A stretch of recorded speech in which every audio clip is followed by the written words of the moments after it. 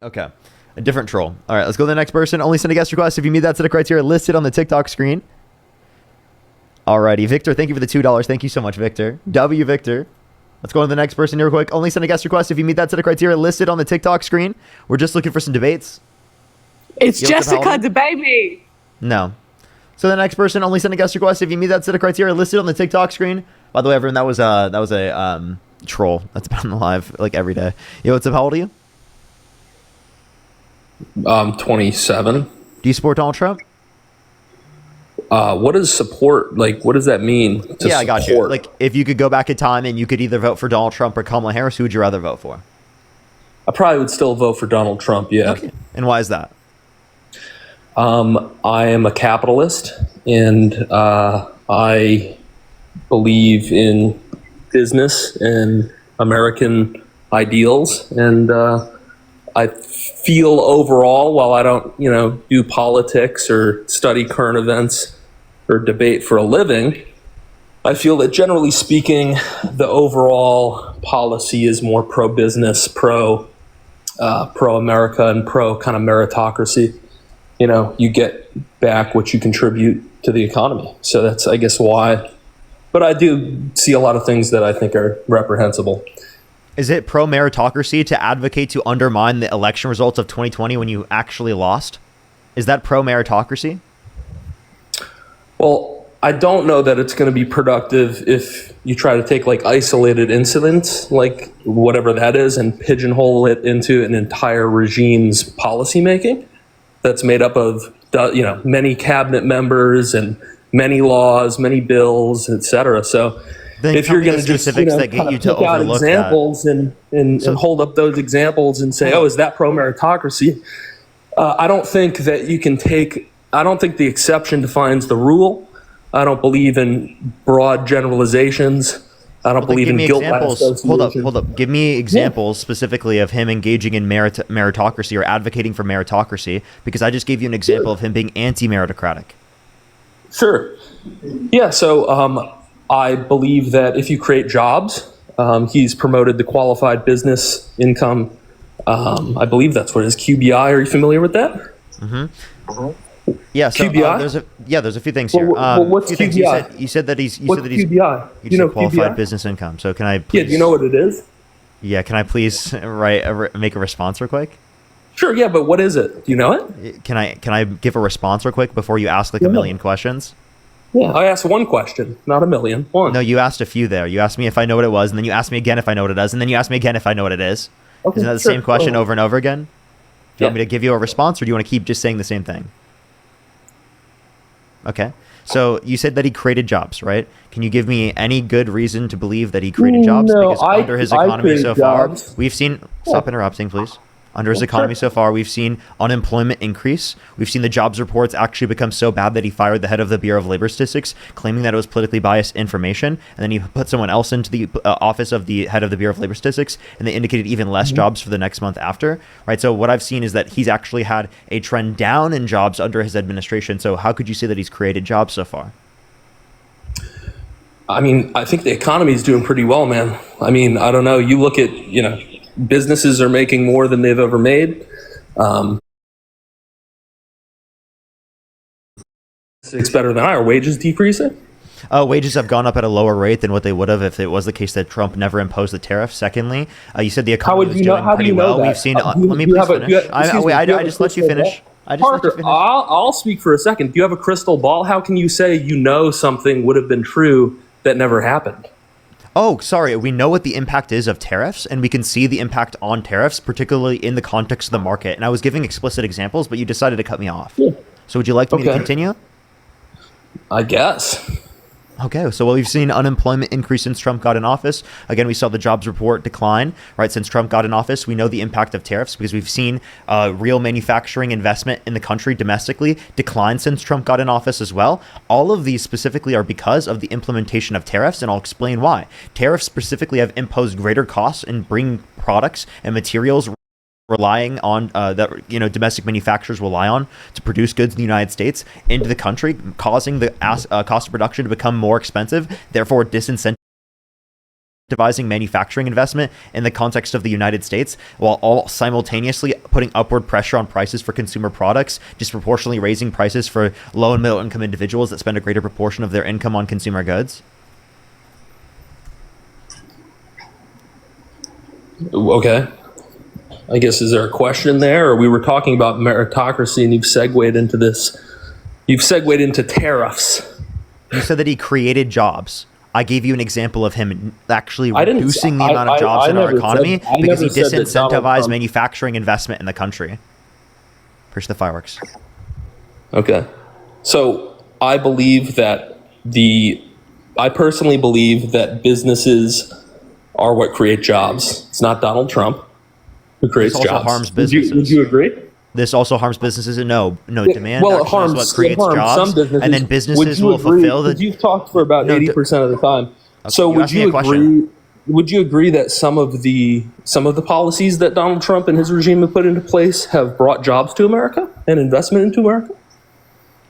So some things specifically could bring jobs, but it net loses jobs. Right. So do you understand that it is the case? Like, for example, right, if you invest in, like, say, a tax credit for a specific company, that could bring that company to the United States. But that doesn't mean that overall the policy net has brought jobs to this country. Net, we've seen a loss in jobs because of the implementation of tariffs and because of the implementation of policies that specifically the Trump administration put in place, that if Harris administration were in office, they would not have put in place, and we would have had more jobs otherwise. That's the point that I'm making.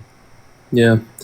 Well, I believe that the infrastructure of America is extremely important in the kind of digital age that we're in. Would you agree with that? Do you agree that America needs to have a competitive advantage when it comes to some of the technology relating to, in particular, artificial intelligence?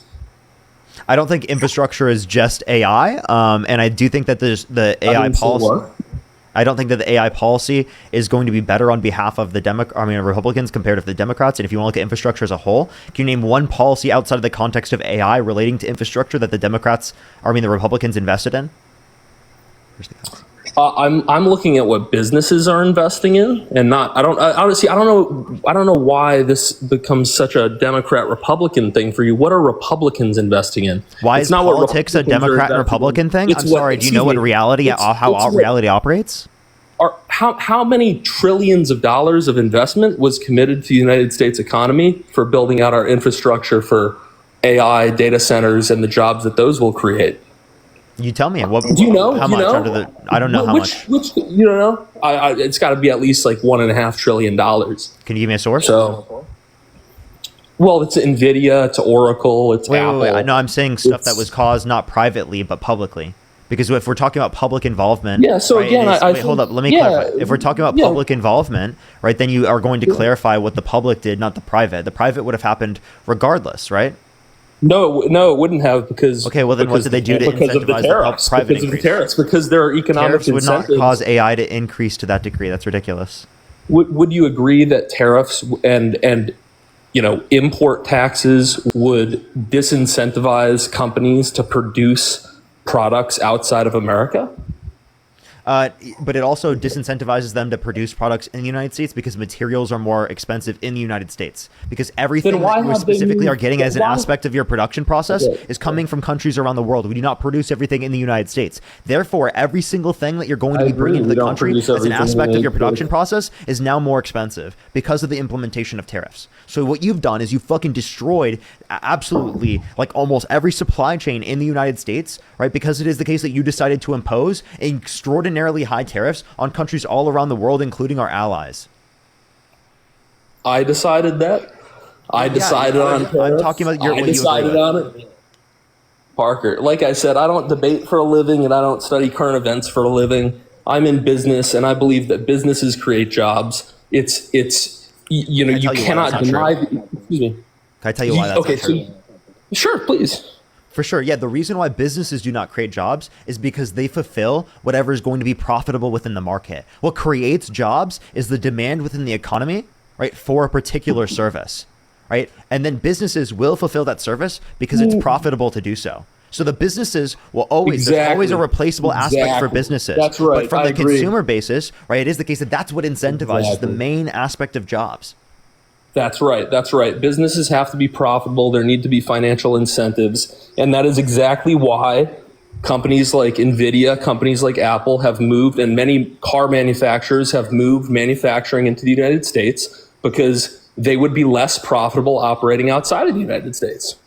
And again, I guess we can just agree to disagree, but I'm pro-business. I think, you're running a business right now, right? You're drawing profit from this podcast right now. You're separating your viewers from their cash voluntarily, right? And that's a good thing, right? Otherwise, you probably wouldn't be doing this. You'd probably be working at McDonald's or doing something else. I did this before I made any money on this. But would I be able to do this to the same degree? Obviously not, because I have to do things to survive, right? But I did this before I made any money on this. I've been doing and this I since appreciate that. And I also was in business before I was making any money that's again what it goes back to, meritocracy, right? Wouldn't you agree if you think me being in business was me making random political videos with fucking music in the background on TikTok, then you need to get a grip. And talking to people on the fucking internet, come on. You keep telling me, man, to stop interrupting. Well, but you we said go was back ridiculous. to the point. You thought I only went into this specifically just because I wanted to make money or something like that. No, you have to look at this because it's the case that I also have other types of incentives, particularly for engaging in this, outside that are based upon things that I care about. You just said that businesses are operating to fulfill demand in order to make a profit. That is the most capitalistic, business-oriented statement that anyone could say, and it's the truth. Yeah, and so I can make a typical statement, but that doesn't mean every business is operating that, because it is the case that in typical, corporations act that way within our society, and that's an explanation for why corporations act a certain way. It does not mean that when I operate a business, I run it the same way. Well, I understand, and that's the beauty of free will in America, is that as long as you're operating within the boundaries of the law and ethics, generally speaking, and again, I think I'd agree with you that Donald Trump has exhibited behaviors that do not do that, and many other business executives have as well. But many of them have been prosecuted, many of them have been thrown in prison, and so. But I believe in meritocracy. I believe that and that's why I would. You initially had asked me at the beginning of this conversation, would I vote for Kamala Harris or would I vote for Donald Trump? And again, I'd like to reiterate that I think that generally speaking, the message and the policies that are put into place are more pro-business, more pro-America, and more pro-meritocracy. And by the way, I was just listening to Dean, who's talking about, I think taxes just went up. I don't know. I don't know if you want to, you probably know more than me, but I just saw, even though the government shut down, that the IRS released the new tax brackets. Have you seen that? No, I haven't seen the new tax brackets. I'd have to take a look at that. Taxes went up,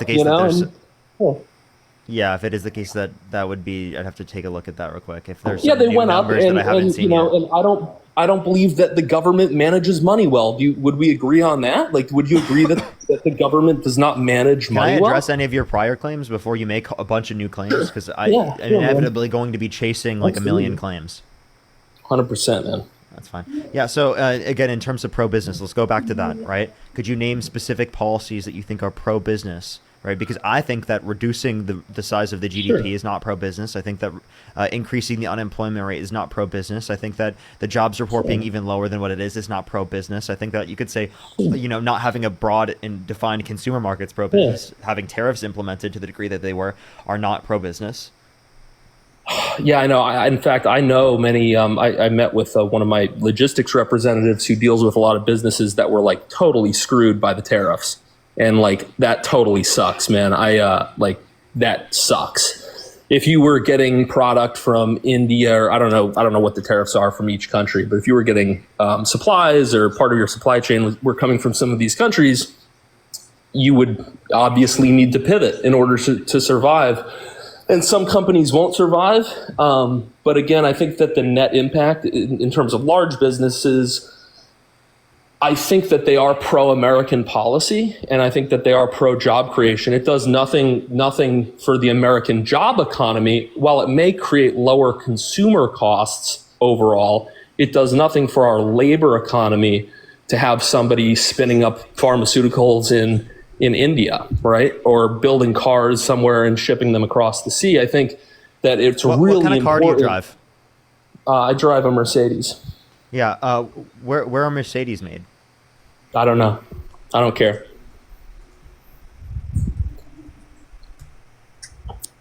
Why does that matter? So you literally got your car from a different country, and yet you're trying to say everyone else should not be getting their cars from other countries? Well, no, I wasn't saying that at all. I was saying that broadly, car manufacturing coming to the United States is positive for our economy. I wasn't saying that I'm not going to buy a car for that particular reason. So you don't want them. So okay, so you want them all manufactured in the United States? Okay, sure. There could be No. I didn't say that. I didn't say I want them all manufactured in the United States. In fact, I'm generally against artificial manipulation of free markets. Okay, tariffs, you mean? I'm generally against that. So think about it this way: Trump is just replacing income tax with tariffs. Income tax is progressive. Tariffs are regressive because they spend people who are lower income spend a greater proportion of their income. Well, what's the inflation rate, Parker? Has inflation gone up? Is the Fed cutting rates? The Fed is cutting rates, risking even higher inflation because it is the case that the jobs report was so bad. So that's actually an issue because what's the unemployment rate? It's 4.3%. And that's healthy, isn't it? It's trending up. No, it's not. It's not healthy for it to be trending up. 4.3 is not healthy? 4.3% is not healthy. No, not when it's trending up. Okay. That's not. Well, I don't know what rate is it healthy for the unemployment to be trending up? Weren't Trump supporters touting a record low unemployment, right? 50-year unemployment rate? I mean, I don't know. Again, the first thing I asked you is what it means to support somebody, but is a healthy unemployment rate, and I believe that it's under 6%. I don't know. Maybe the audience could. So you think 6% is a healthy unemployment rate? Well, no. I mean, it's an economic maxim. I mean, there's healthy unemployment. There's unhealthy employment rates. That's a subjective notion, right? So if the economy has been trending around like lower than this, and it would be lower than this otherwise, we would not want 4.3% unemployment. You know what I think? Lower than that. Can I share with you what I think, Parker? I think that generally the American economy is doing very well right now, and I think that people who apply themselves and work hard. I don't know. No, tell me one metric that the economy is doing well right now. The unemployment rate's low. Wages are rising. Unemployment rates increase. Wages have gone up at a lower rate than what they were prior. Okay, well, look, man, unemployment's healthy. If you think 4.3% is not healthy, then we disagree. You think trending up unemployment is good? You think such horrible jobs reports that the president thinks that it's false information is a good idea? You think that's Does your viewership? I don't know, man. I guess I don't think in binaries like that. Like, trending up means bad. Trending down means good. What do you mean by what percent? I'm sorry. Yeah, I already told you. Yeah, 4 to 4.3% continually trending up, right, is obviously not good for the economy. When we talk about points trending up, that's not good, right? When we've seen historically these points trend down under prior administrations, the only reasons they would have trended up is because of the fact that there was higher interest rates. And then actually that's mainly because of the fact that there'd be an upward pressure on prices, which is being extended by Donald Trump. So actually the reason why specifically there is, right, bad conditions in the labor market is because we don't have the ability to bring down interest rates to as much as what we should have been able to if it was the case that we didn't have upward pressure on prices due to tariffs. I don't know, man. What do you think the unemployment rate would be if Kamala Harris was in office? I think it would. How do you think the actual business landscape would be different? Do you think that the largest companies and the biggest job providers would be, committing trillions of dollars of capital into the United States instead of into other countries? I think that there would be a greater incentive to invest in America, right, under a Kamala Harris administration. You really believe that? What makes you believe that? Really? The reason why I believe that is because we wouldn't have boycotts on American products across the entire world amongst our specific allies, right? We wouldn't have such declining confidence in our world leaders around the entire world, in which decreases the likelihood of us having trade deals, engaging with the international world, right? Engaging in the Paris Climate Accords, right? Engaging in different types of climate affairs specifically that would address things on a global stage that would involve in trade programs, right? And trade deals, right? So obviously we would have a greater ability to actually address the entire world and to engage with the rest of the world if we didn't have Donald Trump in a position of power. I guess so, man. I guess your focus is on the entire world and my focus is on America and the homeland. Yeah, so you say that, but can you name a single specific policy that would be beneficial to America as a whole? All you brought up specifically was pro-business. You understand Donald Trump's economic policy? His big, beautiful bill adds $3.4 trillion to the debt. It cuts 420,000 children off of free school lunch and breakfast on average every single month, right? 2.5 million people on average every single month off of their food stamps, over 10 million people off their health insurance. You think that's better for the economy? You think that's better for our system? You think people in the working class and general America are better off because of that? So I guess is your question, do I think that the American lower class is better off but when welfare systems are cut. Yeah, do you think starving children are better off starving rather than having food in their stomach? Of course, I don't think that. No.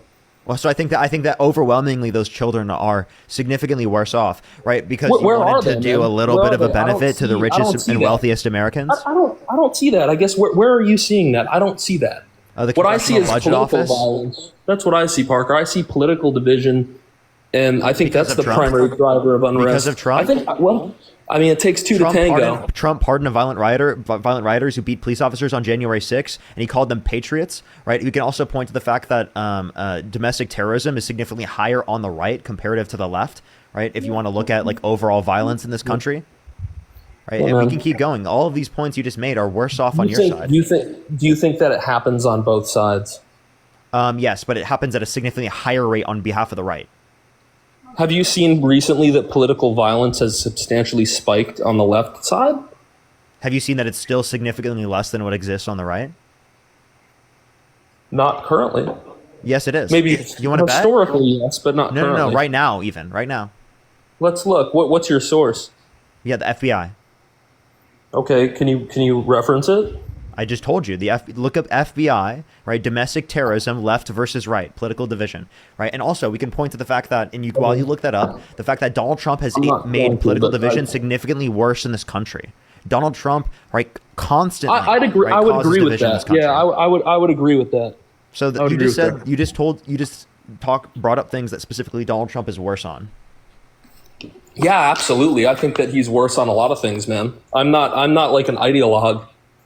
So you voted for more division. You voted for this country to be worse off. You voted against America. You voted against our Constitution. You voted against our democracy. You voted against our rule of law. You voted against our court system. You voted against, right, the fundamental values of America. You said that you cared about America's ideals, but you literally voted against all of them. I guess that's your perception, man. It seems like that's the reality. I'll give you explicit exposls. Do you want to address any of the points? Do you find that it's healthy to think in binaries? When we address reality, there are claims that are true and there are claims that are false. And I have to acknowledge the claims that are false. When you say that I'm just looking in the context of a binary, what you mean is I'm acknowledging that you're wrong. Okay? You can be wrong. So I don't believe that the government is a good manager of money and good at allocating that. I think that creating and stimulating a stronger economy through jobs is of the utmost importance. And I also believe in meritocracy. I don't believe in these things that the left purport, like a wealth tax and all of these things. Like you said, that's the primary driver of innovation. Whether you like it or not, Parker, whether you're in denial or not, and I'd frankly wager that a lot of the time when you're sitting there, it's probably a primary driver of why you get on here, whether you disagree or agree.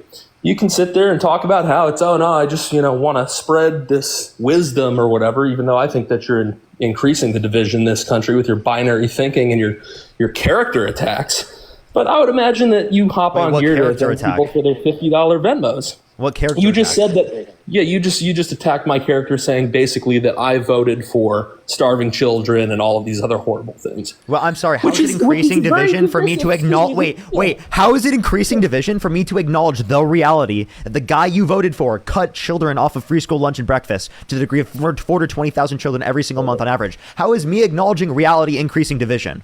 I'm sorry, do you want me to deny reality? Do you want me to be delusional so it makes you feel better? I'm sorry, the facts don't give a shit about your feelings. And I'm going to acknowledge the facts that Donald Trump has cut children off of their free school lunch and breakfast. And we can't unify if we don't believe in facts, if we don't believe in evidence, if we don't believe in reality. You can't say that you want us to unify while simultaneously saying that we can just believe in whatever the hell we want without any evidence, without any reality, without any basis in truth. Are you kidding me? The only way that we can come together as a country is if we unify through the context of facts, evidence, reason-based critical thinking, right? And that'll actually bring us closer to a better society. Okay? So stop acting like I'm the one increasing division when I'm specifically coming on here every single day advocating against the lies, hate, and division that Donald Trump and the Trump administration overall literally enacts towards America, against our Constitution, against our democratic values, against people living humanely on the streets, working for a better life. I hear you, man. I hear you. But and talking fast and being passionate, I applaud those things. But I just, I don't think that I think that you probably couldn't say anything nice about Donald Trump. You couldn't applaud anything that he's done well or anything his administration has done well And I just think that that's black and white thinking, and I think that it's ridiculous, and I think that I think that that's not based in reality. I think that that's based on emotion, and it's not based on reality at all. I mean, you just saw me. You didn't ask me. You actually didn't ask me. You assumed that. No. What you just did is you assumed. You said that you assumed that I couldn't applaud anything specifically. I've pointed towards the Operation Warp Speed. I've pointed towards the AI deepfake specifically thing that they passed the beginning of their administration. I've pointed towards the no tax on tips deduction and overtime deduction and Social Security deduction. That overall still doesn't mean the bill is good, but those aspects of the bill I agree with. I can acknowledge and applaud the things that I agree with, while simultaneously saying that there's so little to applaud and actually that I agree with, that it's so detrimental to this country. Yeah. Can you name a single policy that the Biden-Harris administration passed that you like? Well, let me respond to what you just said. Answer this question first. Answer the question first. I want to respond to what you just said, because you just said all those things. I promise I will let you as soon as you answer the question. I will let you. I just want you to answer this question. Name a single policy the Biden-Harris administration passed that you agree with. I don't know. I don't know.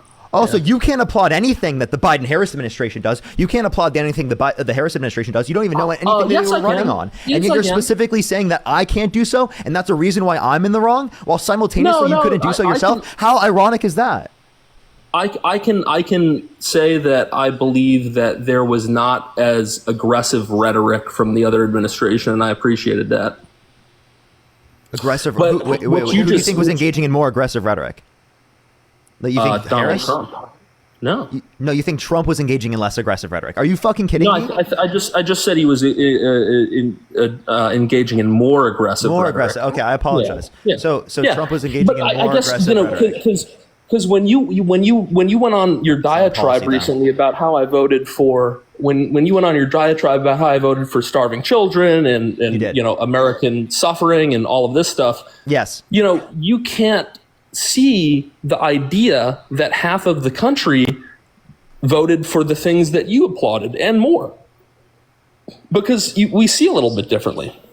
And that doesn't mean that everything that Donald Trump and his administration, again, like I said, I've got a job. It's not the same as your job. It's not to study current events. It's not to study policy. I focus on earnings in businesses. Earnings in businesses are strong. Companies are making more money than they ever have before. I'm very, pretty libertarian, I'd say, generally speaking. I am concerned that a universal income is something that may need to be necessary in the future as productivity increases, and it doesn't require as much human knowledge and human capital. That is a concern for me.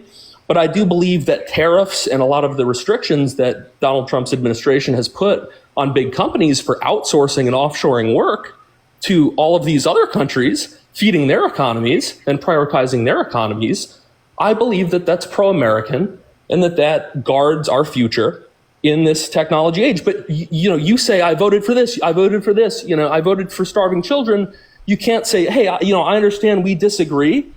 That's okay. I think that you've got good faith. I think you've got good intentions. And I think that's what bothers me about people like you in these types of debates, is that you can't acknowledge that other people have good intentions. You believe that they just don't have good intentions. They want to vote for starving children and all this, instead of saying, no, he voted for this administration because he believes that they're going to be more likely than the other administration to safeguard American values, American jobs, and the future of the American infrastructure and technology. If I was assuming bad intentions, I wouldn't think that telling you or giving you this example of showing you that the policies you support lead to these bad outcomes, I don't think that you would specifically, I wouldn't bring it up if I didn't think it was going to convince you, right? I brought that up because I think it would be convincing, right? You don't support, listen, let me finish. Yeah, okay, you don't support, be quiet. You don't support, right, specifically starving children. You don't want that. You think that's bad policy. And because I would hope that you would believe that, I'd bring that up as an example to say that you shouldn't support Donald Trump because I don't believe that that's when happening. You voted for Donald Trump. I think you're saying that, but where are the starving children? You're consistently cutting me off. Where are they, Parker? Where are the starving children? Why don't you talk about the guy who got shot in the head with a pepper ball by ICE? I don't agree. I mean, I didn't see the beginning of the video, but that seems fucked up. That's true. Do you We can believe talk about that as makes well, ICE but we bad? can't even get to that point until we fucking address this. Until we can address the CBO, literally a bipartisan committee indicating that starving children are a result of the literal bipartisan or big beautiful bill, right? We have to acknowledge that, and we can also acknowledge other harms of the Trump administration. But if you won't even acknowledge a bipartisan source, an economic-based source that indicates that 420,000 children on average every single month will be cut off of free school lunch and breakfast, how the hell is any other sort of scenario going to be convincing to you at all? How are you going to have empathy for any of the other scenarios? If you don't have empathy for starving children in schools, how are you going to have empathy for anyone else? Look, man, I don't see children starving, but you can point that to me. I'm sure the left-wing CBO, media the would CBO go, report indicates that. I'm sorry sure- that you don't want to okay. acknowledge the facts and the reality. man, I'm sorry that bring it it hurts up, your man. feelings. Bring it up. Where but you are have they? to do it in order for us to, Where are for us they, to help Parker? people. Where Look are at they? the I don't CBO care. I don't report. care what the CBO says. I don't. That's the Congressional Budget frankly, Office. You don't care about the CBO? I think that I trust the government a little bit less than you, and that includes Donald Trump and his entire regime. It's a bipartisan committee from the federal yeah. government. Yeah, the federal government, man. Show me the starving children. Where are they? Dude, I just told you the bipartisan committee from the federal government indicates this. Do you want me to No, but go show me, on the Parker, street and 'cause they- show it'd you be starving children everywhere. or something? Like, what the fuck? It would be everywhere, man. What are you talking It would about? be everywhere. MSNBC would be covering it. CNN be covering it. They'd They be should fucking be talking covering to it, starving but it is children. true. Where are they? And they have I saw covered the it in the starving. past. Look, I saw the starving children in Gaza. I don't see the starving children in America, Parker. Well, I'm sorry. There are starving children in America as well. You have to acknowledge this.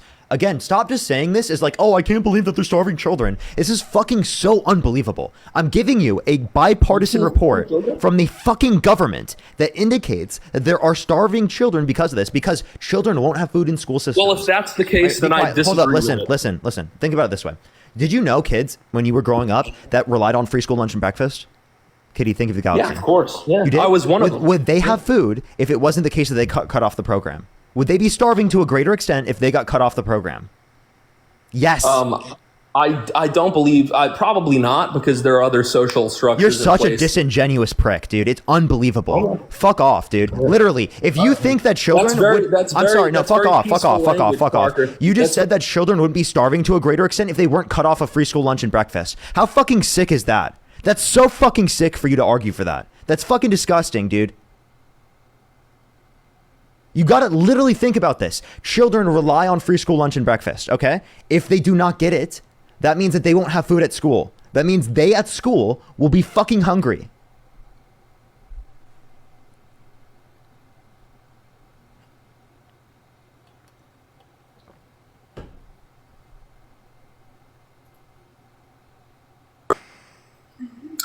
I appreciate no, but he did mute me though. Well, I appreciate your passion, and I don't believe in starving children. Whether you believe that I do or I don't believe in starving children. So if that's true, and again, I think that your career obviously is spending time studying these policies and whatnot. But I've not seen that, and I wouldn't agree with that if that's true. And I do believe that there are social safety nets in place beyond free school lunch that provide economically impoverished Acknowledge people. what I said. Hold, look, I'm asking you. I'll ask you the question specifically, because apparently you can't address the questions. You have to keep repeating the same talking points over and over again that you've already stated on the live. Would children who do not have food or who get food through free school lunch and breakfast, would they have less food if they didn't get it?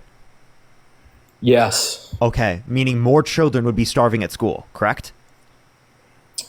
I guess Yes. if your argument, Yes. sure, okay, yeah, sure. I guess meaning if yes, the more primary children would be if the starving at school primary because they wouldn't get it for free, meaning they couldn't afford If it. the primary source of a child's nutrition is free school lunch and free school lunch is taken from them, then I'd agree with you that they would eat less. Yes.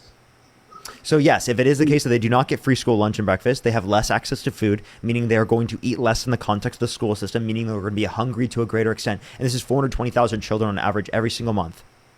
Okay, well, I wouldn't agree with that. Yeah, I wouldn't agree with that. And that's why I brought it up. I don't think that you agree with that.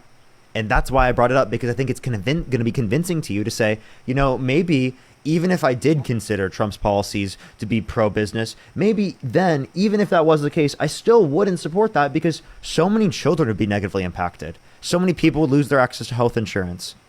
So many people in our economy would have higher taxes. Yeah, what I'll do is I'll look into it, because again, like one of the things I said at the beginning of this is like pigeonholing into specific issues that you spend a lot of time studying and that I I'm working and like have a job, so I'm not studying this all day. And so I don't have a job. I think this is your job. Yeah, I understand. And every single time you can't acknowledge that I have made a point that you now have to do more research on. You just simply say, I'll do more research. You've done a lot more research on this. Would you say this to like someone sure. who has educated in any other field? Would you, like, when your teachers, when you were in school, when you were a kid, did you say this to them? Did you say, of course you know more about this subject than me, because it is the case that it's your job? Wouldn't you listen to them? Wouldn't you try to learn from them? Well, again, I think like your assertion that you know everything is kind of ridiculous. I never said that I know everything. When did I say that? Well, yeah. Well, we had talked again about the beginning of this, which is why I had said I had voted for Trump, which is because I believe that his policies and his administration. No, answer that question. When did I say I know everything? That's disingenuous for you to say that I said that when I never said that. Okay. Do you know how many dynamics there are and how many specific details there are to tariffs and the history of tariffs? Do you understand that there are people who spend decades studying tariffs and geopolitical trade, and they're the experts and they're not you? And so your idea that you think you know is fucking ridiculous. I never said I know everything, but one, I have a degree in economics. Two, I'm taking from One, I have a degree in economics. Two, I'm taking from economics professionals and from the experts that indicate the exact same thing that I'm saying. Then where is the economic downfall? How is tariffs tied to the school lunch program? Well, how are you connecting the tariffs to the school lunch program? I'm saying this is detrimental to Americans. That's what we were arguing. Two different arguments. One was that Donald Trump is pro-America, and the other one was that Donald Trump is pro-business. And the pro-business one relates to how the economy is functioning, and the pro-America one can relate to how the economy is functioning, but it can also relate to how we treat our children. I can understand that. Yeah, I mean, I'd rather focus on the economy because I'm not familiar with the policies that you're talking about or whatever this cutting off of school lunches is. I'll look at it. I'll look more into it. But I do believe that it's like very apparent. I mean, look at the economy. Now, unemployment. You might say unemployment. Let me stop you here before you go into more. I want to stop here real quick because I want you to acknowledge that you were being disingenuous earlier and you did not have good intentions. Okay, sure. Listen, you said how was I believe I think I know everything, and nowhere did I ever make that claim. Nowhere did I ever say that. You said that as kind of a fuck you. I don't want to address what you had to say there, right? I'm just going to make up another bullshit claim so that you have to address that instead of addressing all the other bullshit claims that you made. Well, I think when you point to somebody who opposes your political view and basically attack their character and say you voted for starving children and this and this and that, I think that you're basically implying that you're a know-it-all. Because if you weren't a know-it-all, you would understand. I debated you. Wait. You just literally described that I debated you. I provided arguments, and because I debated you and provided arguments, I thought I knew everything. So you're debating me, and you're providing arguments on my live stream. So does that mean you think you know everything? No, but again, my argument is that do you realize how ridiculous you sound right now? I believe that the economy is better in America than it's ever been, and that's ridiculous to say. How? Because real GDP growth is lower than what it has been in the past. We've seen unemployment increase. We've seen inflation increase since the implementation of tariffs in April from 2.3 to 2.9% on a trend up continually. The jobs report was so bad that we literally had to risk heightened inflation while trending up inflation was occurring in order to ensure that we didn't go into stagflation, because there we would have reductions in GDP growth to an even greater extent because of the reducing jobs numbers. Yeah. Well, look, man, I think 4.3% or whatever you said is healthy. I think that a jump from 4.3% to 4.6% is not something to say, oh my God, the unemployment rate's going up. And frankly, I expected the tariffs to have a more negative impact. When the tariffs were initially announced, I was against them. I was like, why are they doing that? And then you look at what's happened. Nothing that was purported to have happened by the left. You think you have enough time to know everything that's going to happen? Watch this. What was the goal of tariffs? I believe that the goal of tariffs was to bring revenue to America and to also incentivize businesses to operate in America. Okay, so then why have we seen a decline in real manufacturing investment within the country since Trump got in office? Dude, how could you even say that? I don't believe you on that. I think that you're wrong on it. Sure.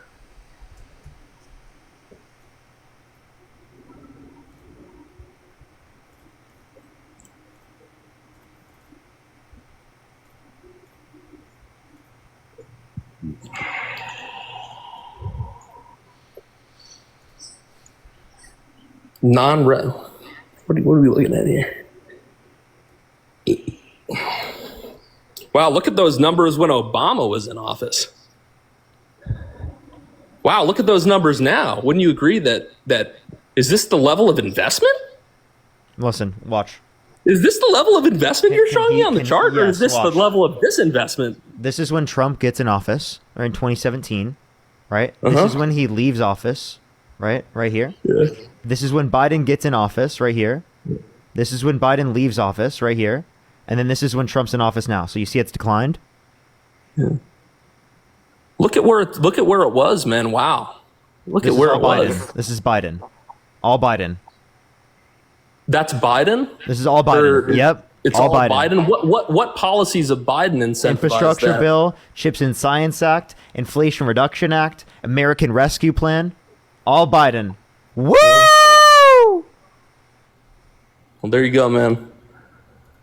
Well, why doesn't that number extend to 2025? It did. It went up to 2025. I showed you. I literally showed that it went up to quarter two. two. 2025? Is that current? Yes, it went to quarter two 2025.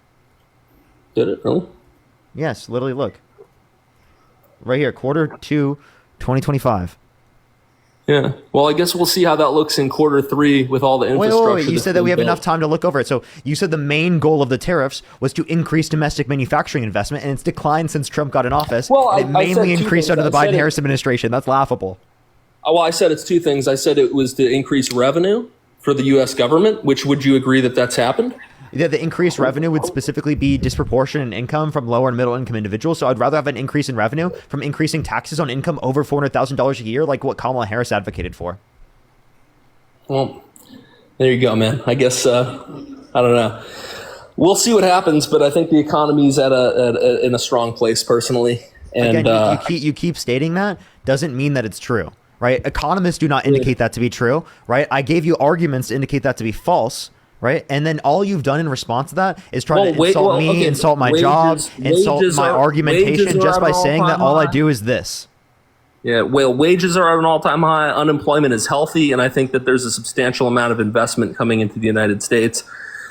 So I guess you don't agree with that, though. You don't think that investment's coming into the United States? No, investment has declined since Trump got in office. But have you seen like over the past quarter what's happened with investment, in particular with AI infrastructure, which is a major component to the control of. So overall, investment has declined. Yeah.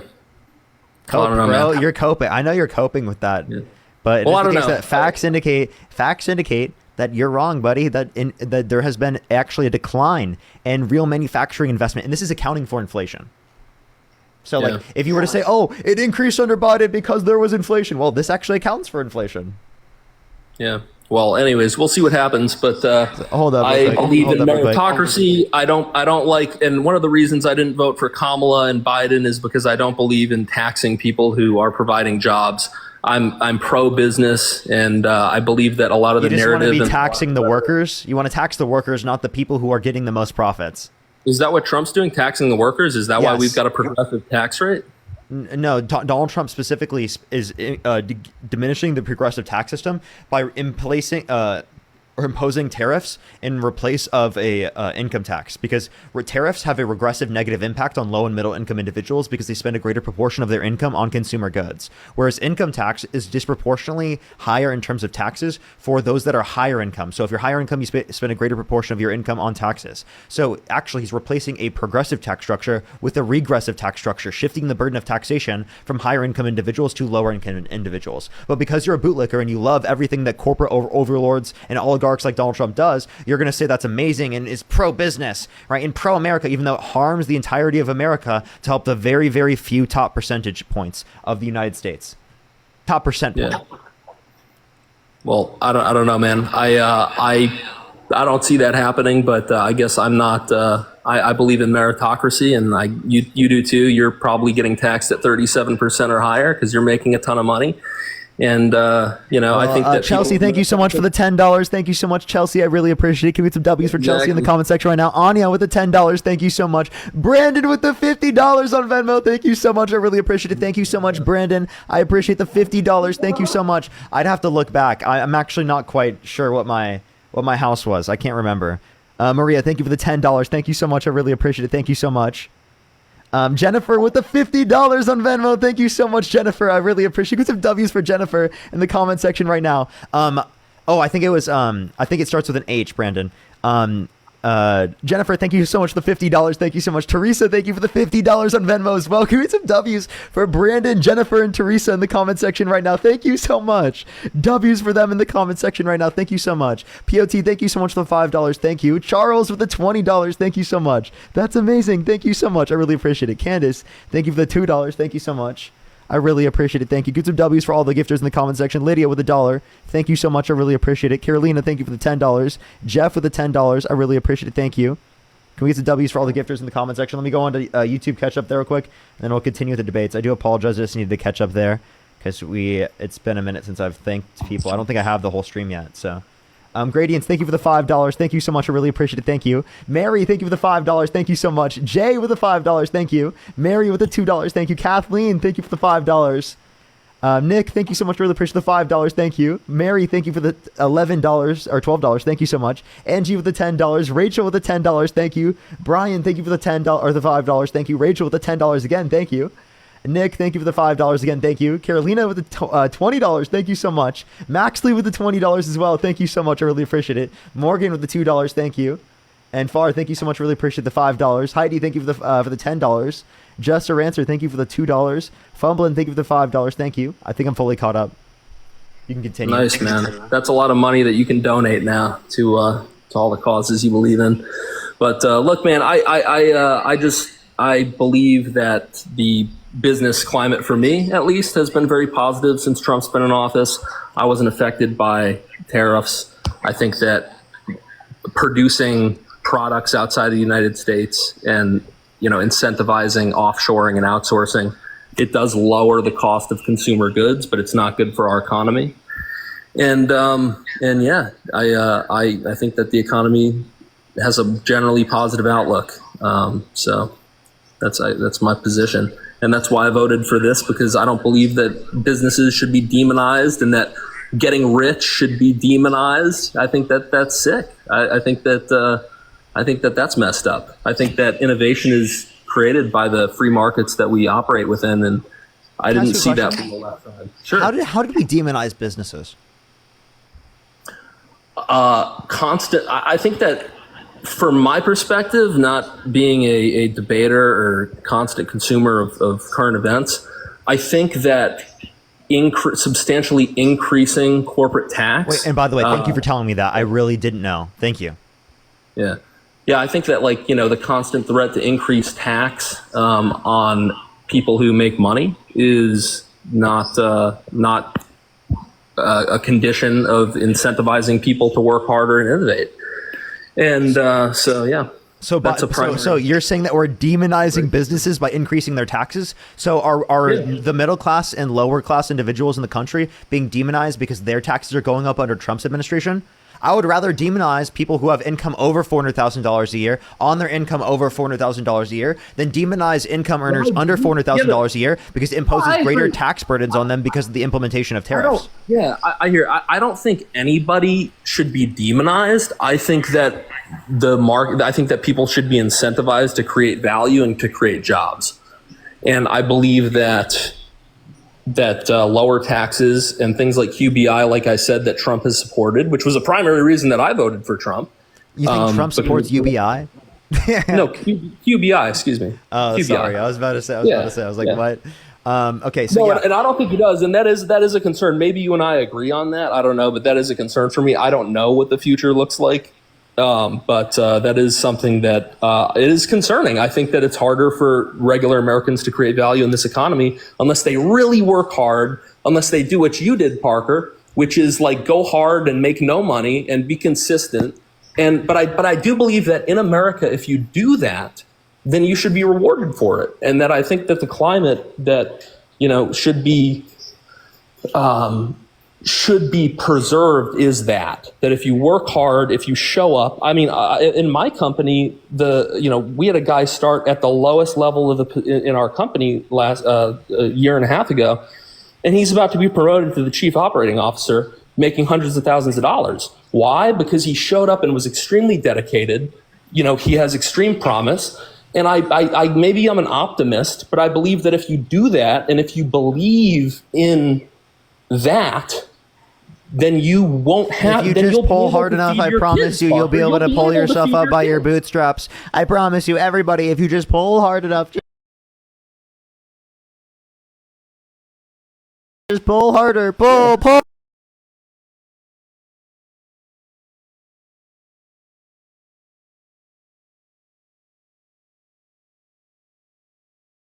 That a lot of the rhetoric, a lot of the narrative that I've heard from the left is that, you know, the system is against you. You know, you can't do well in America. All these policies, that's why you're not succeeding.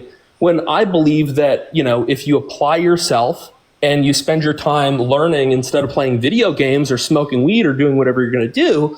You can't say that on the live. You can't say the W drug on the live. But by the way, I do that all the time, and I'm pretty successful. So, you know what I mean? I get elevated every single day. I'm pretty successful. So I don't think it's people doing that that's causing that to happen, right? Right? Like, I think that's a very ridiculous assertion for you to make there, man. 20. And if you could go back in time and you could either vote for Donald Trump or Kamala Harris, who would you rather vote for? I don't know. I'm kind of on the edge. I kind of voted him at first, but now I'm like kind of against what he's been doing with immigration, but it's more about abortion for me, I guess. Okay, so like, if you could go back in time and you could either vote for Donald Trump or Kamala Harris, who would you rather vote for? Probably Trump, just because of my views on abortion. Okay, so what about abortion? I believe life begins at conception, I guess. Have you been on my stream before, man? No, never. I've tried to, but I've never actually been accepted. Okay, so you think that you said what was the reason? That life begins at conception. Like, I would go back in time and vote for Trump because of my views on abortion. Okay, so what about abortion? Just because I believe life begins at conception and that it's murder.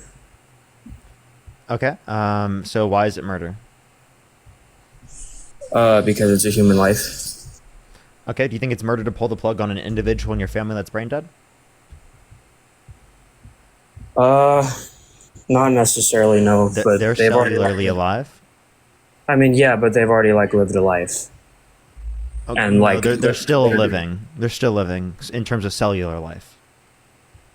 Right, but they're medically considered dead. So medical life doesn't begin at conception. Medical life begins at sentience, from at least the perspective in which we consider that brain death is death from a medical perspective. But biological and cellular life does begin at conception, but that's not what we consider to be valuable.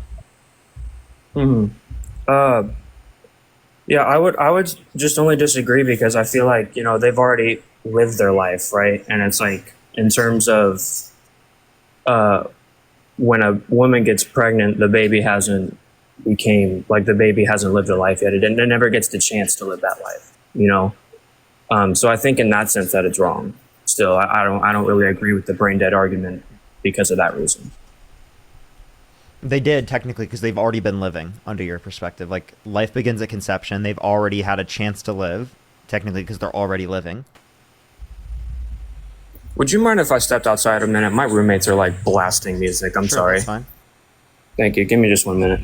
Okay. In the meantime, I have a few people to thank real quick. Can we get some W's in the comment section right now? Thank you so much, Matt. I appreciate the $5. Thank you so much. Really appreciate it. Thank you. Literally, though. Thank you so much, Matt. Gradients, thank you for the $5. Thank you so much, Gradients. I really appreciate it. Zach with the $20. Thank you so much, Zach. Who's some W's for Zach in the comment section right now? Maddie with the $5. Who knows? Thank you for the $10. Sock50, thank you for the $5. Thank you. I really appreciate it. Thank you so much. Who's some W's for them in the comment section? Jordan with the $5. Thank you so much. Edgar, thank you for the $5. Thank you. I really appreciate it. Thank you. I'd probably go with Obama. And then Johan, thank you so much for the $50 on Venmo. Can we get some W's for Johan in the comment section right now? Thank you so much, Johan. I appreciate it. Thank you so much. Can we get some W's for Johan in the comment section right now? Thank you so much. As well as Josh with the $50 on Cash App. Thank you so much, Josh. W's for Johan and W's for Josh in the comment section right now, as well as Michelle. Thank you for the $10. And Maya, thank you for the $2. Thank you so much. Really appreciate it. I know, right? I guess I have a question, Ryan. Are you Christian? No, I'm agnostic. Okay. I just believe that abortion is wrong, I guess. Just because like my are really similar to, I guess, Christians. He grew up kind of in the 60s. And I grew up with my dad, so that's kind of the reason why I believe that life begins at conception, and that I think I don't dispute you that life begins at conception. My dispute is that it's not valuable at conception because we don't consider it to be murder when it is the case that we pull the plug on individuals in our family that are brain dead, even though they still have cellular life in the same connotation as a zygote at conception. I can't argue your points. I'll give you that. I'm sorry. I wish I had more information coming up here. No, you're fine. I appreciate you coming up. Yeah, thank you. Thank you for your time. You as well. Let's go on the next person, everybody. Only send a guest request if you meet that set of criteria listed on the TikTok screen. We are just looking for some debates. Only send a guest request if you meet that set of criteria listed on the TikTok screen. We are just looking for some debates, everybody. Yo, what's up? How old are you? What's up, bad queer? You're disgusting. Let's go to the next person. Only send a guest request if you meet that set of criteria listed on the TikTok screen. We are just looking for some debates, everybody. Only send a guest request if you meet that set of criteria listed on the TikTok screen.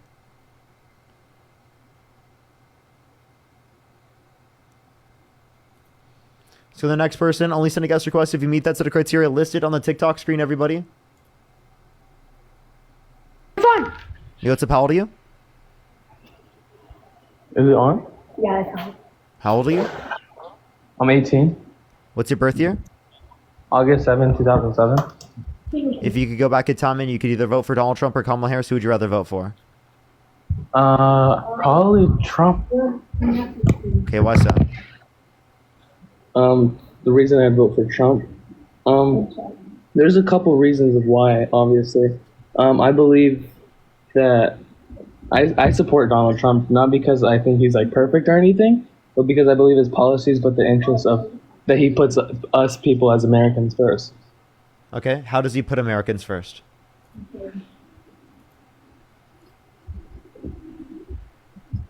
He's helped people at the bottom and people that have no money, people that are poor.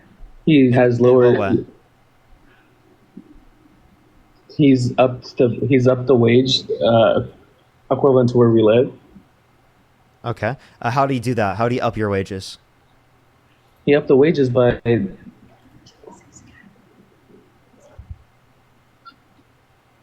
I don't know. You don't know? No, I don't know.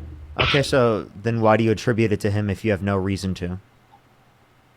Because Trump, he said this before. He said that he was going to make America great again. Okay, but what did he do to make it great? No, because presidents are not allowed to lie. That's why I support him. Okay, you're totally wrong.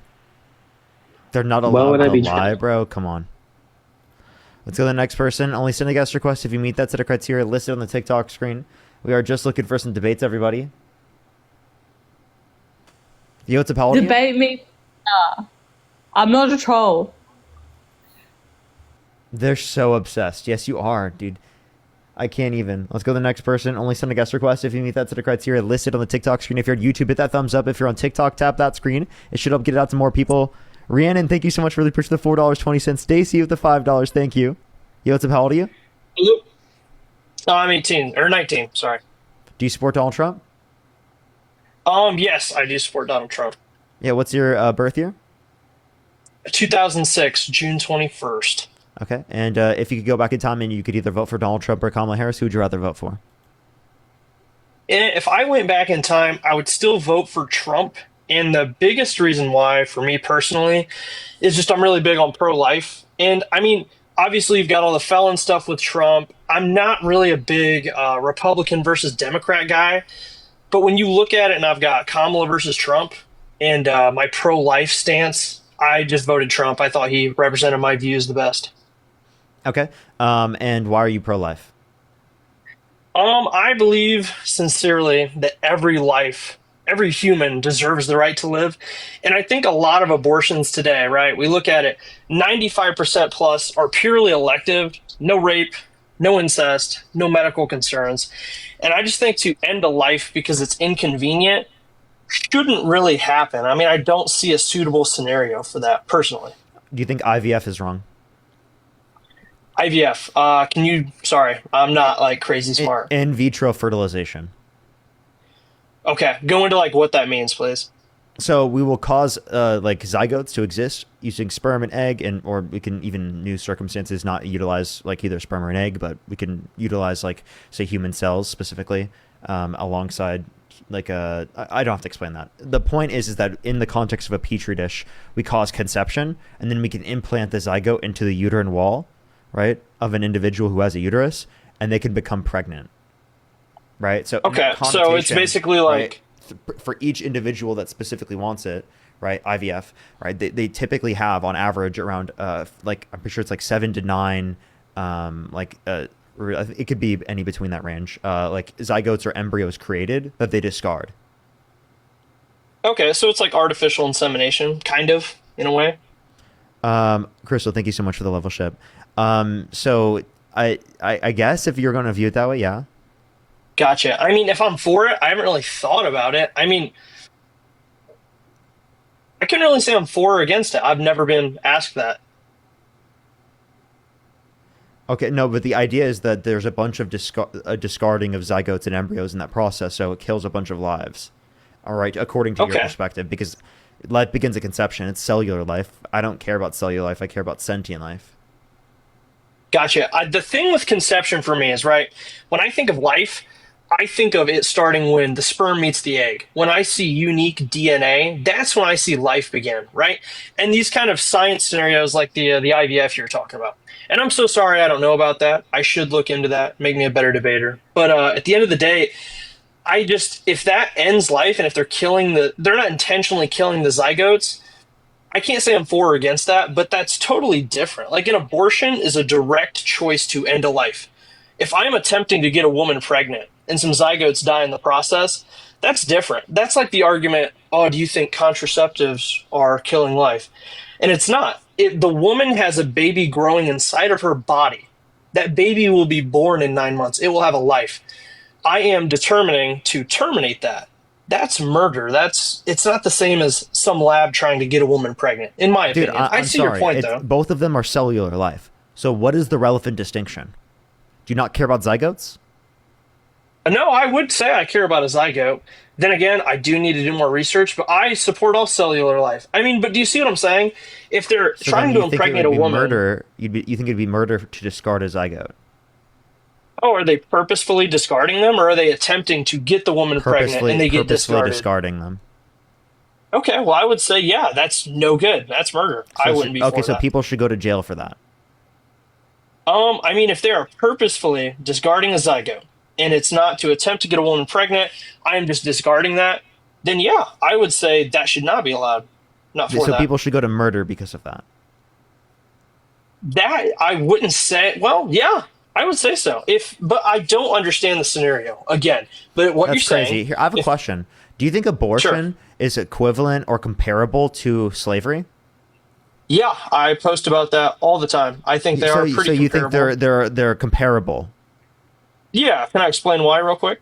Yeah, what the fuck is wrong with you? I just think that you look at U.S. history, they're both strippings of human rights that were backed by the full faith and credit of the United States government. So technically, I think we look back at... Wouldn't it make more sense to say that like pregnant individuals being forced to go through the context of a pregnancy without access to an abortion, that would be more likely to be considered slavery? Because you're forced by the government to do something against your will? But that's not forced against your will, right? You am imposing... You are totally forced. Okay. You're forced to go through the pregnancy against your will. But I am imposing a choice upon the human that's inside of me. So my choice is now imposing on another human's choice. You can't call that bodily autonomy when I am determining the life of another body. It is bodily autonomy. But I am... Wait, I have a question. Choosing, I have a question. Yeah. I have a question. If there was someone specifically that needed your liver in order to survive, right, or needed part of your liver, should you be mandated by the law to give up part of your liver to save them? No, but if I have a child, but you not providing that would kill them. Okay, that's not a scenario that would ever happen. And a baby, right? I am choosing that. But by the way, saying it will never happen is not a response to the reality of it. right? I'm asking if in that context, would you say that they need to, at least from a philosophical standpoint, do you think that they would be forced? And you said no. So it sounds like you're saying someone is not forced specifically in order to be to give up some of their bodily resources in order to save someone's life in one context, but in the other context, they should have to.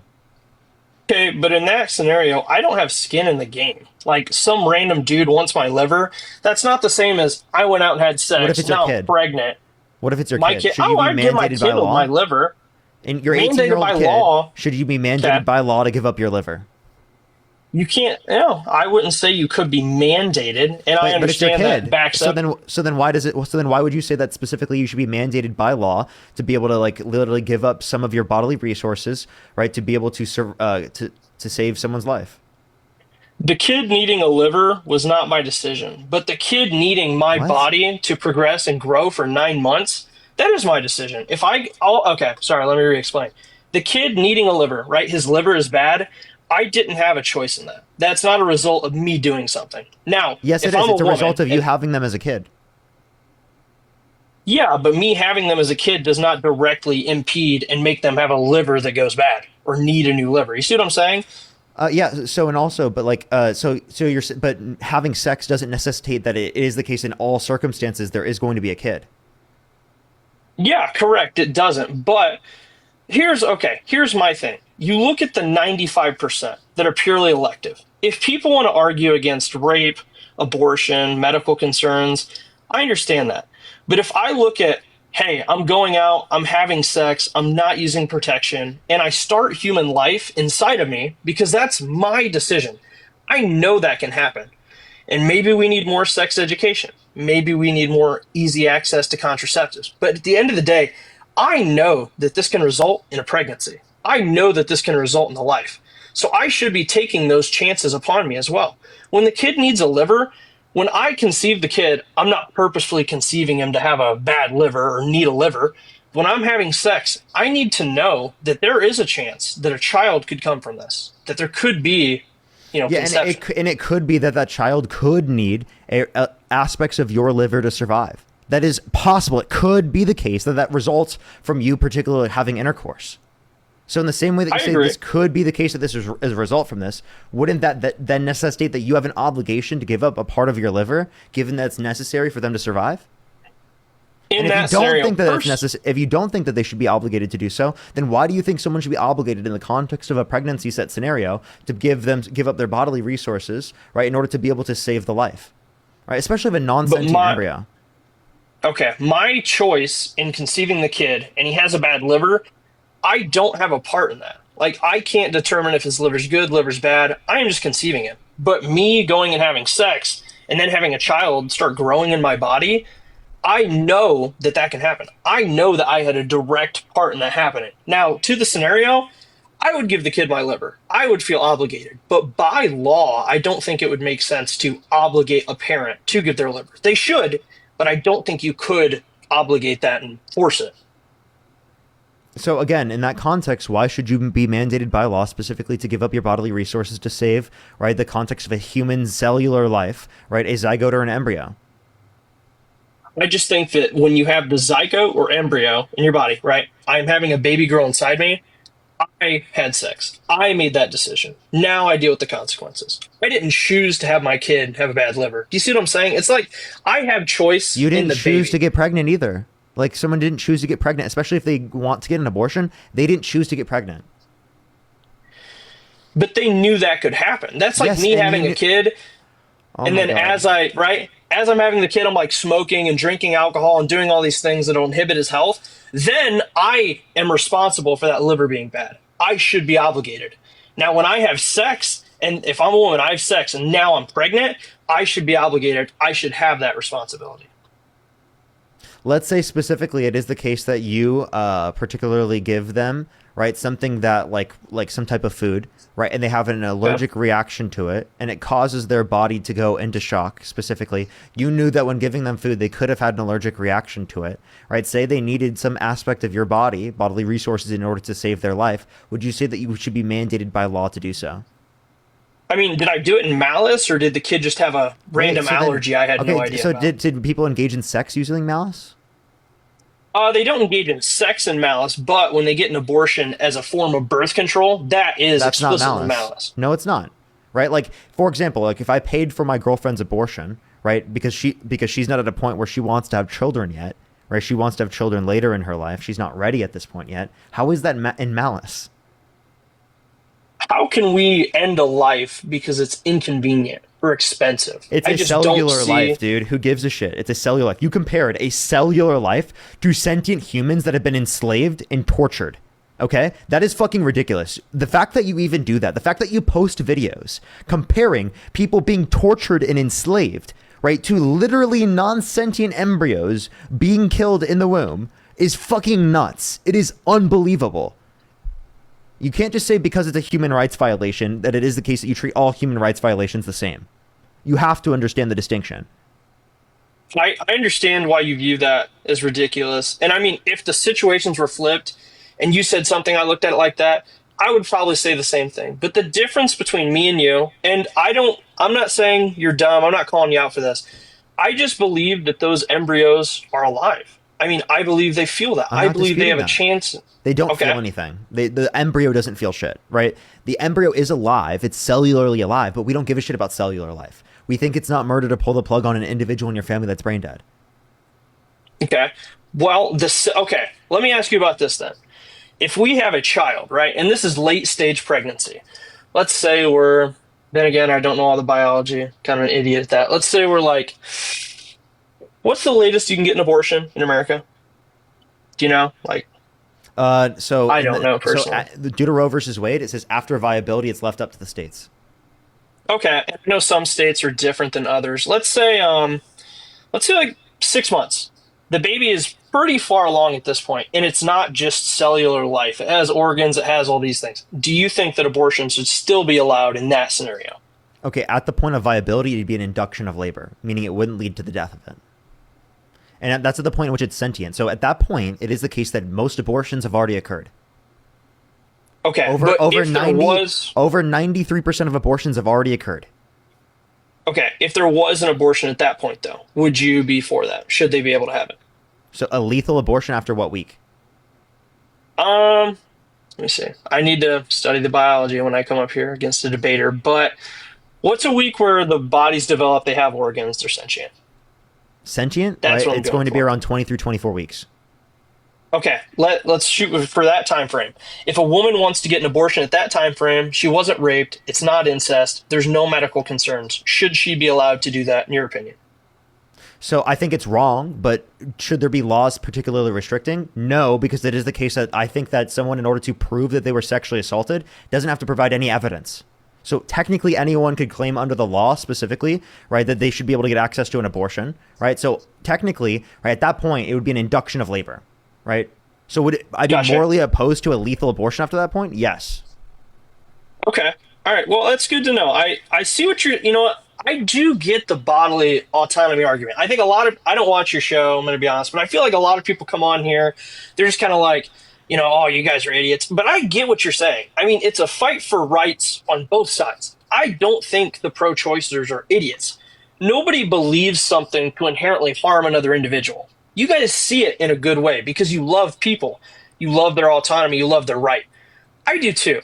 And we just look at it different ways.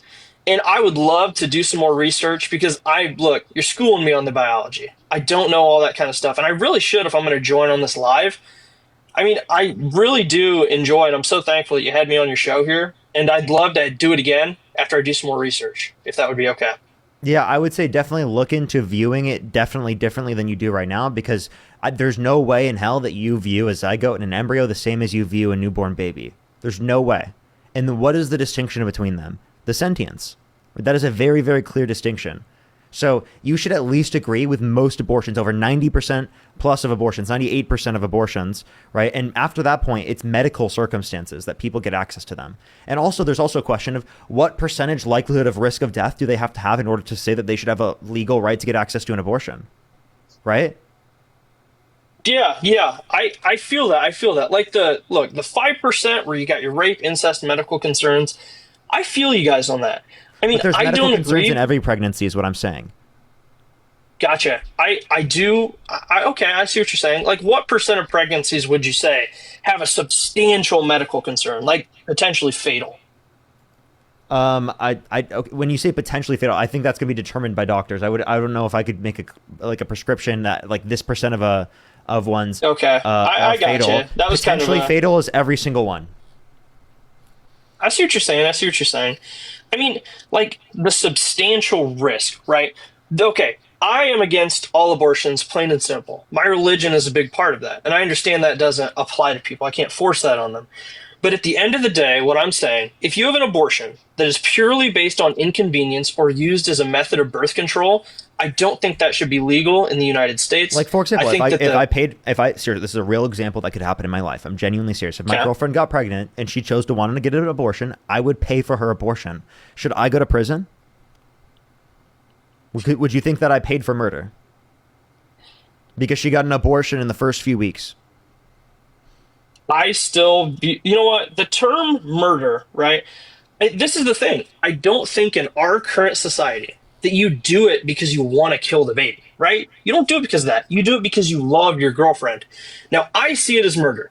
If someone in the current society got something like that, like they paid for their girlfriend's abortion, do I think that they should be like charged with murder? No, obviously not. We view it in a way that it's acceptable. Well, then you don't think it's murder. Because we're talking about from your perspective. You're talking about from your perspective. You think from your perspective, under your law, if all of your laws were put in place the way that you want them to be, do you think I should be put in prison? If you fully understood what life was when it began and abortion was legal. I do. Okay, abortion is illegal in this scenario, right? No, if I have my position that I have, I know life begins at conception, but I don't value life at conception. I value sentience, right? Should I go to prison under your view? Right, under your legal system, if you could have the laws set up the way that you want them, should I go to prison under your worldview for being a murderer? Okay. Paying for murder. If the law was set up the way I wanted it, abortion was illegal, and you did aid in that and pay for it, yes, I would believe that you should go to jail. So you think I should go to jail, like genuinely? Not in the current state. No, I'm saying if the law was set up. If I told you right now that that's already happened in my life, you would say that I should go to prison. No, because in your lifetime, the U.S. government viewed it as legal. You believe that life I'm sorry. is invaluable. Do you think Nazi officials should have been held accountable in international courts for crimes against humanity, even though it was legal, right, particularly under Nazi law, to do what they did? Yes, I believe they should be held accountable, but that's because they viewed the Jews, right, and all of the terrible atrocities they did, they viewed them as less than human. They killed them. They stripped their rights. Well, I view zygotes as less than human under your view, right? Yeah, but do you do it with malice? No. Did the Nazis kill Jews with malice? Yes. So I just think the scenarios aren't comparable in that sense. Okay, so then if there was specifically a Nazi that did it without quote unquote malice, under your perspective, because I don't know what that would mean, because in both scenarios they'd be murdering, right? Under your perspective, it seemingly would be malice, right? I mean, but you can't like kill a Jew and then be like, oh, they're less because they're a Jew. A Jewish person. Without malice. There's no way to do that. I can't do that and think. Well, I mean, so then couldn't you say the same thing for like an abortion? Yeah, I mean, you technically could. I mean, that's why I'm saying so then do you think I should go to prison? If the laws were set up the way I believe they should be, yes. In current law, no, it's legal. I don't support it. But how can I go and say, oh, I don't support it, but the U.S. government identifies it as your legal right to do, and then I say you should be thrown in prison? That's like saying, oh, someone who drank alcohol before Prohibition should be thrown in jail. It was legal at the time. You did it because it fell under the statute of the law. After it's abolished, then it's illegal. Then you should go to jail. But how can I blame you for doing something that was your right? It was honored under the law. You see what I'm saying? Okay, so then your perspective is that people specifically should not be retroactive enforced for particular laws. So then I can give you plenty of examples of this, right? Not only the one I gave you that was an explicit example, but throughout the context of history, child marriage was legalized.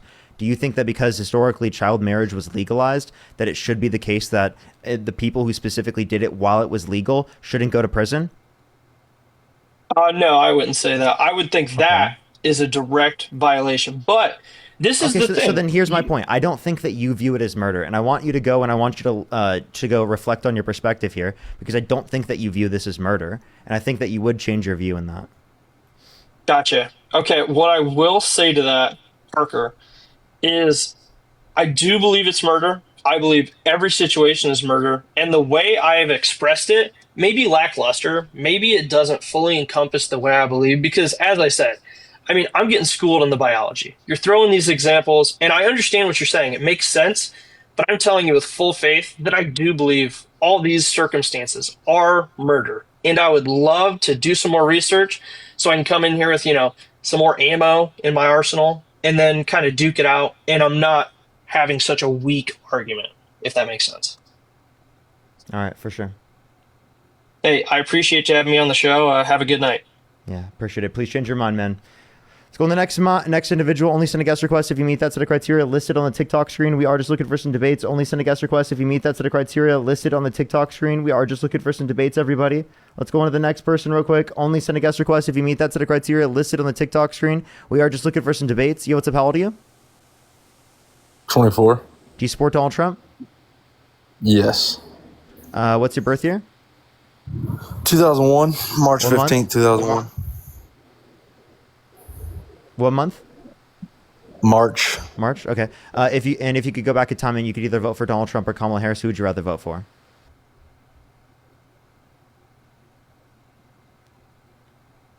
I can't hear you when you swipe out of the app. Trump. Okay. Why so?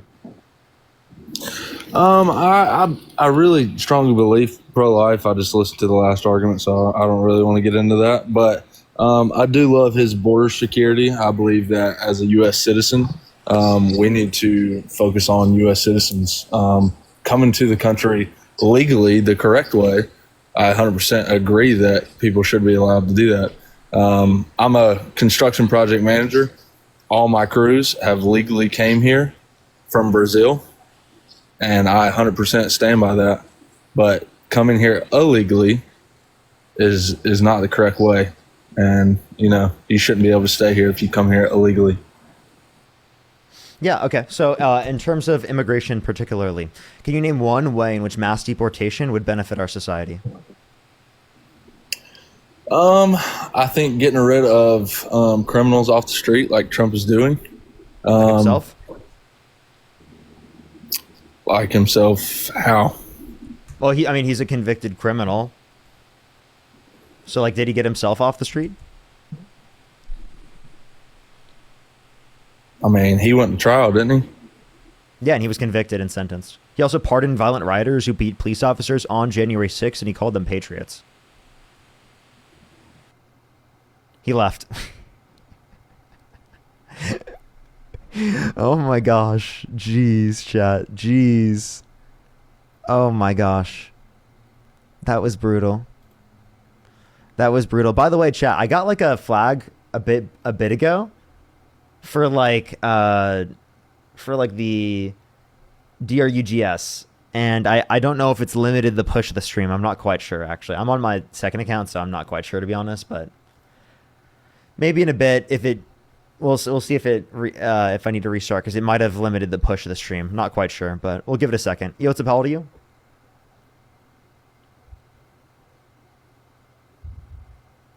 Because I definitely could have got age restricted. So I would recommend everyone to go over to the YouTube stream, because if I hit a restart here pretty soon, you won't have to leave the live real quick to come right back to it. Yo, what's up? How old are you? 30. Do you support Donald Trump? Yes. If you could go back in time and you could either vote for Donald Trump or Kamala Harris, who would you rather vote for? Trump. Is there a way you could turn off the TV? Okay. Hold on 1 second. Or mute it, yeah. So why do you support Donald Trump? Because of his policies. Okay. Specifically, what about his policies? Like, what policies? Like particularly the LGBTQ stuff. What about the LGBTQ plus community? Well, I personally do not agree with it, and he's like things that during his policy that have occurred have like rolled back any or some of the advancements on it. Like for example, using like for trans individuals using the bathrooms in the Capitol. So would you say that you would never support a candidate that allowed a trans person specifically to use the women's restroom? I would never support a candidate, yes. Okay, so Donald Trump did allow for trans people to use the women's restroom, right, in his own businesses like Mar-a-Lago, right, historically speaking. Yeah. But he's not doing that now. And, He has in the past, though. his- So, like, would you say that you said that if someone's done this, that you wouldn't support them, therefore you wouldn't support Trump, right? I mean, what matters is now. I mean, he was a Democrat before, right?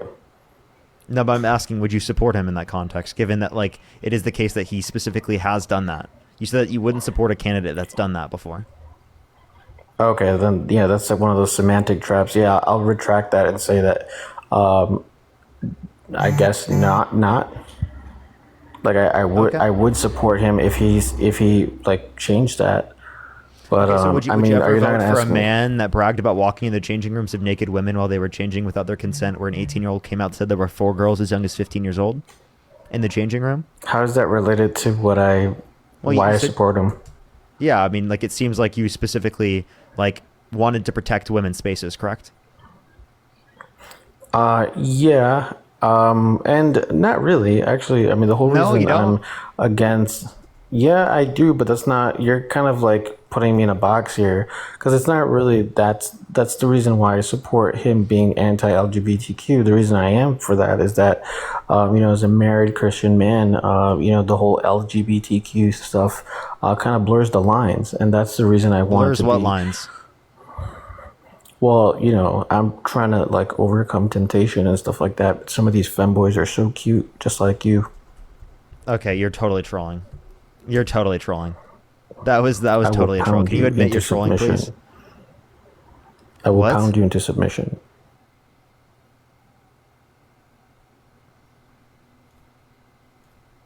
Okay, that was a really long troll, I guess, apparently. All right. I'm going to hit a quick restart here on TikTok, everybody. I feel like this is a good point to hit a restart here on TikTok. I'll be right back. Give me like 30 seconds to hit a quick restart. I recommend to go over to the YouTube channel, join the 3.2 thousand people over on YouTube. I would really, really, really appreciate that. Kathy, thank you for the $10. M, thank you for the $2. Thank you so much. I really appreciate it. Thank you. Ava, thank you for the $10. Thank you. As well as Christopher with the $100 on PayPal. Can we get some W's for Christopher in the comment section right now? Thank you so much for the $100. Thank you so much. I really appreciate it. Thank you. They said update legal pathways. Absolutely. We need more than just updating processing speed or mass amnesty. We need more available paths to come here legally. I totally agree, Christopher. I totally agree. Melody, thank you so much. I really appreciate the $5 as well. Thank you. Let me hit a quick restart here on TikTok. Explain that a little more, Parker. Like you If saying, I got married Okay. under the devil, right? Would my marriage be valid? I mean, you can. No, I think you should get married under God. Like, If I got married under the devil, right? Would my marriage be valid? Yes or no? I'm gonna be honest. I'm trying to understand what you're saying, brother. But I guess I'm not comprehending. So you saying like, if I'm not a believer and I got married, is it valid? No, because if you're just not a believer, that doesn't mean you did it under the devil. But sure, do you recognize? Not really, but God might not bless that marriage. It's not like, oh, you're all God's gonna condemn you for doing it, but He'll rather for you do it the righteous way. Like, that's why you go to the courthouse and they say they read a little passage in the Bible like that. So I'm not saying you're going to be condemned if you don't know Jesus and you marry somebody. No, that's actually, he'll rather you do that even though you don't know Jesus. Okay, so then here's my question. So then, do you think What's gay that? marriage is valid? Gay marriage is not because God says this.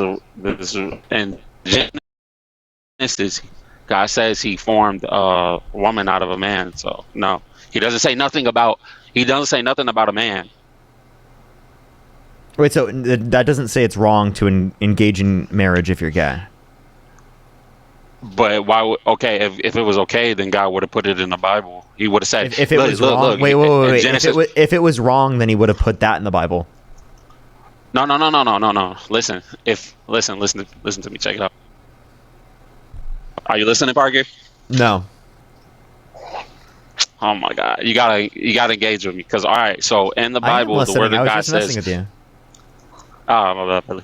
So God says, I will send the right helper for you. Do you have your Bible on you? Go to Genesis. It says the right helper for you. What is the right helper? That is the woman. It's not. It don't say nothing about a man. And is that the right person Does for he them? choose others? Is that the right person for them? Saying it's the right person for them does not indicate that they specifically had to be with a specific gender. It just indicates that that was the right individual for them. No, it says the right one, which he was referring to the woman. Yeah, so the He right wasn't referring individual, to the right no, individual. That does not he- mean the does not mean the right. That does not mean women specifically. It means that right individual for Adam. No, because he was he was talking about, I'll send the right one for you. Like it was the woman. After that, Yeah, like it's that talking about specific the person. woman. No, not specifically in the fact that they're just a woman. That specific person. No, that's not what that Okay, scripture says. if he sent a You have different. On you? So then if he sent a different woman other than Eve, would that make sense? Yes, because it's still a woman. No, because it is. And it was only two people. There was only two. The specific No, person was Eve, not any single woman in general. It was specifically Eve. There was nobody else. There was nobody else on the earth, though. So how could it be other woman? He was We're talking talking about a possible specific people that woman. could have He would've existed. said, God's the one There's that nobody that immaculately existed. conceived them. So God can immaculately conceive any woman in existence. but there was no other woman at the time. So how can we do that? We can't play that. We can't play that game. Dude, How can we play that role? I'm saying that God could have chose to pick a different person than the one He picked. Like it could have been, instead of Adam, Right. It could have been Parker. God could have made me the first Right. person. So you saying it could have been Parker and Adam? Is that No, what you're saying? no, that's not what I said. I said instead of It could've- Adam. okay, it could have been. I said instead of Adam, it could Okay, have been instead- Parker. I'm saying any man could have Right. been picked. Any woman could have been picked. Right.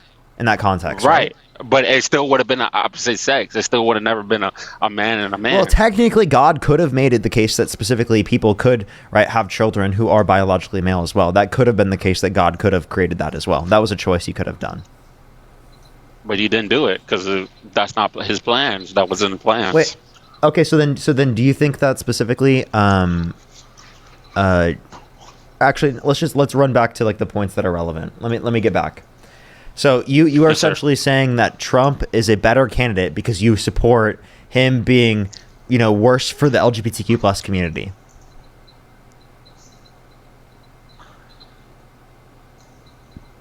I just stand on the firm how he's not letting that happen. Like that is his own religion in itself. That's his own thing. Like, you know what I'm saying? That whole community is its own religion. It's its own cult. No, it's not. That makes no sense. Yes, it is. Yes, How it is is. how They're is doing the same. Wait, they're- explain to me how the LGBTQ plus community is a cult. Dude, they're doing the same thing as Christianity. To a 10-year-old girl and said they'd be dating them in 10 years. I would not do that. You wouldn't? You wouldn't vote for that guy? So Donald Trump did that. I wouldn't do that. But Donald Trump did. Would you vote for the guy that did that? I didn't vote for Trump. You said, why do I support him? Wait, no, I asked if you could go back in time and you could either vote for Donald Trump or Kamala Harris. Who would you rather vote for? And you said Donald Trump. So if you could go back in time, would you still vote for Donald Trump?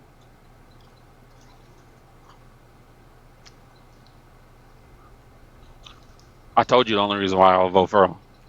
So you would vote But you're for someone. now okay. So Hold you on. would vote for But someone Parker, that sexualizes their daughter, said they would date a Parker, 10-year-old you- girl in 10 years, was held civilly Parker. liable of sexual abuse. Parker, cast the first stone. If you were without sin, cast the first stone.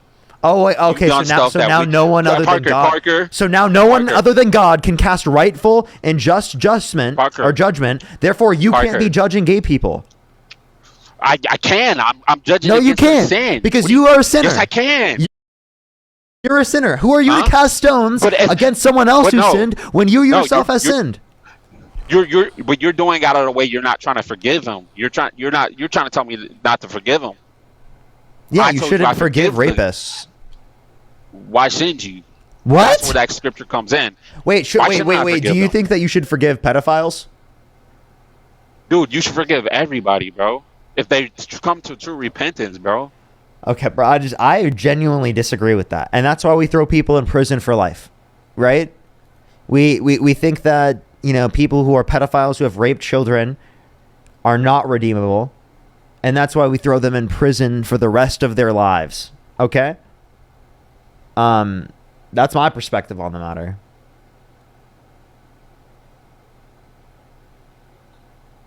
Yo, what's up? How old are you? How old are you? Okay, let's go to the next person. Only send a guest request if you meet that set of criteria listed on the TikTok screen. We are just looking for some debates, everybody.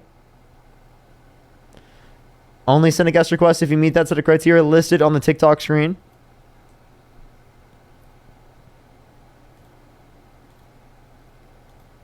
Let's go to the next person. Only send a guest request if you meet that set of criteria listed on the TikTok screen. We are just looking for some debates, everybody.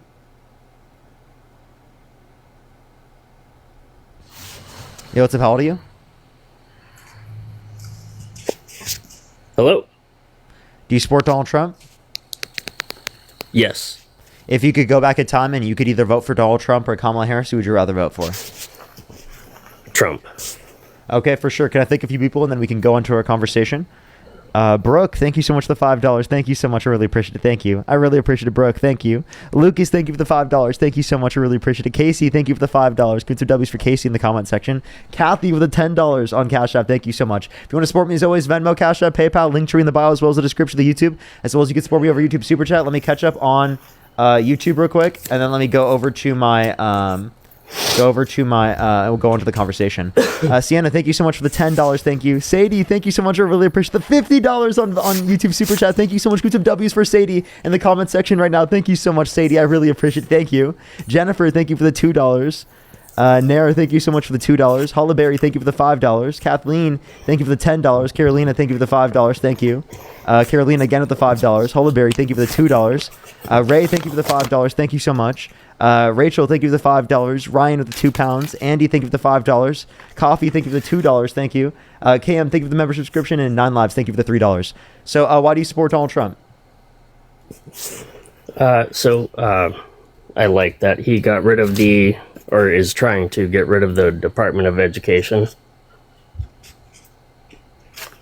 You think he's trying to get rid of That's the one. Department of Education? Well, I think he did. So, do you think that's a good thing, or? Yes, absolutely. Okay, why? Because we have had no luck with. Sorry, I got a headphone in my ear, so I got. I love the poorly educated, I tell you that. There we go. All right. Yeah, so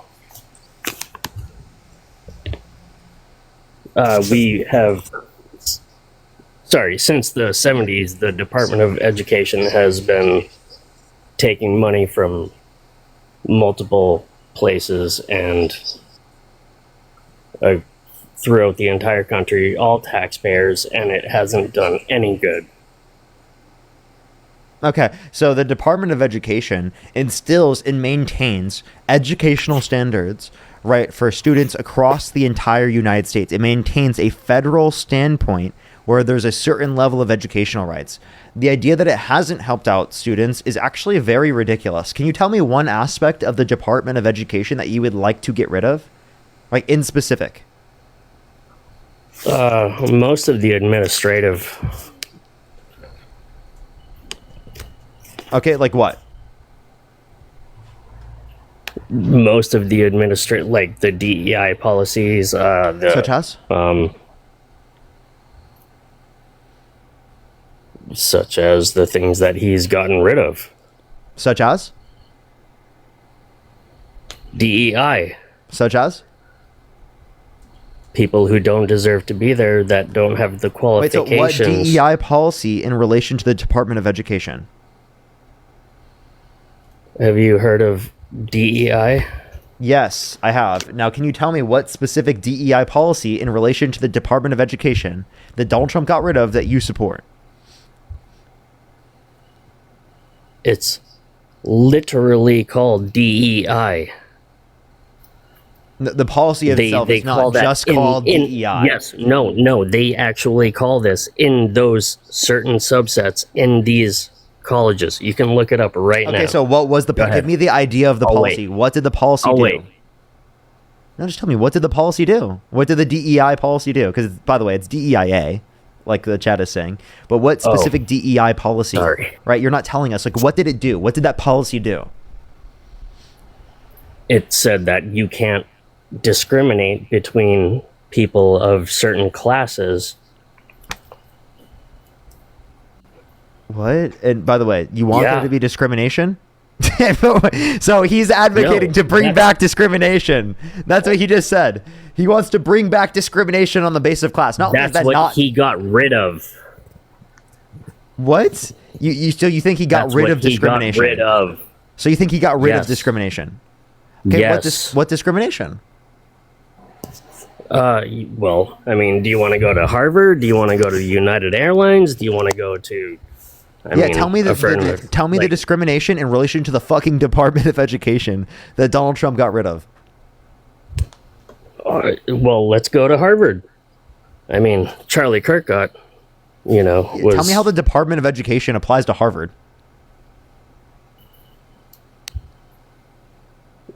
Are you really like not understanding how I'm Yeah, you trying brought up not Harvard to, and United Airlines. What the fuck does that have to do with the Department of Education? Okay, well, so we were talking about DEI, not Yeah, in the Department Harvard of at that Education. I point. said, what DEI within the Department of Education do you disagree with? Because we were talking about the Department of Education, okay? So you brought up Harvard, which is a private university and a college. That has nothing to do with Who the gets Department of grants Education. and- Are you kidding? Are you No, kidding? I'm not. Are you? Do you know how much subsidies and grants that they get? Do you know how much money they're sitting on from taxpayers? From the Go Department ahead. of Education? Yeah, please look it up. No, what Please money do they get from the Department of Education? Do you do realize the Department of Education is a federal and national thing, right? Yes. Okay. So obviously it would be in the Department of Education, right? So what DEI policy was the Department of Education Read it to funding? me. No, you tell me. I literally, I'm looking it up right now. I don't see it.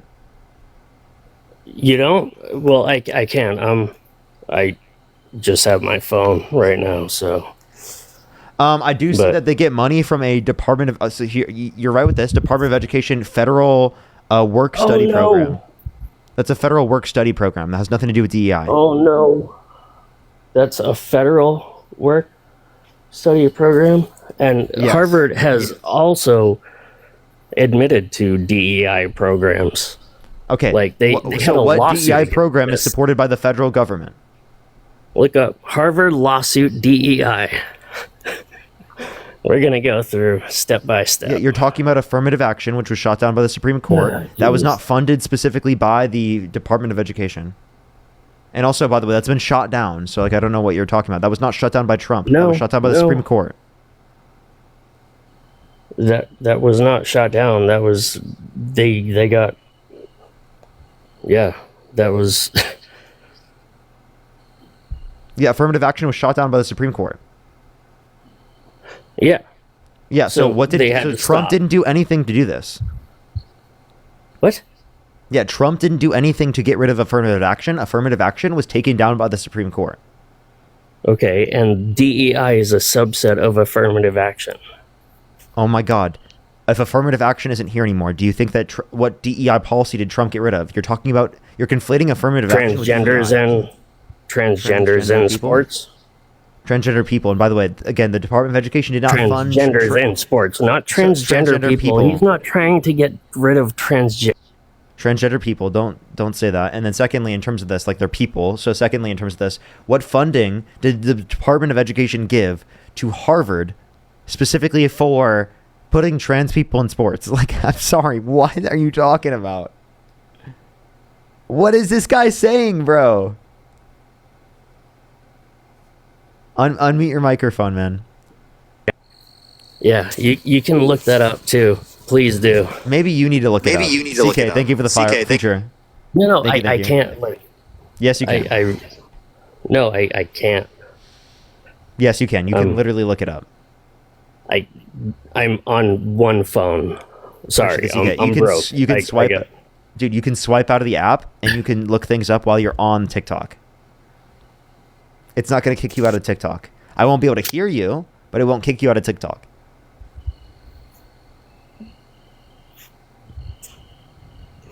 And also then, why would you support Trump who increased the consumer products of the fucking products you're going to buy?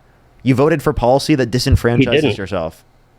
Everything I have at my house has gone down. My groceries. I mean, I'm a disabled veteran, and groceries have gone up in prices. Push the money gun. Huh? Groceries have gone up in prices. No, they haven't. Yes, they have. You're wrong.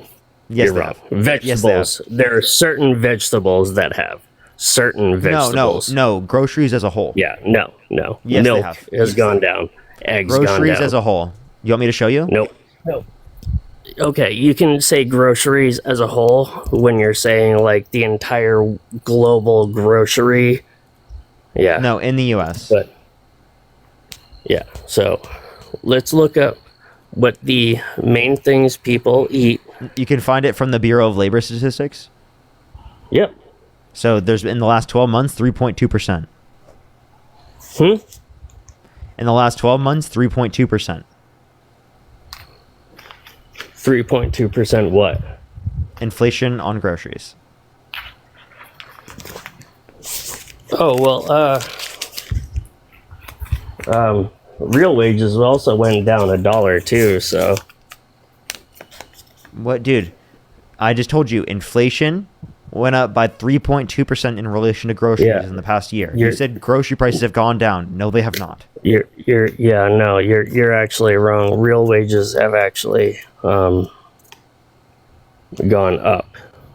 Lower than what they were going prior. Went from 3.1 to 2.9%.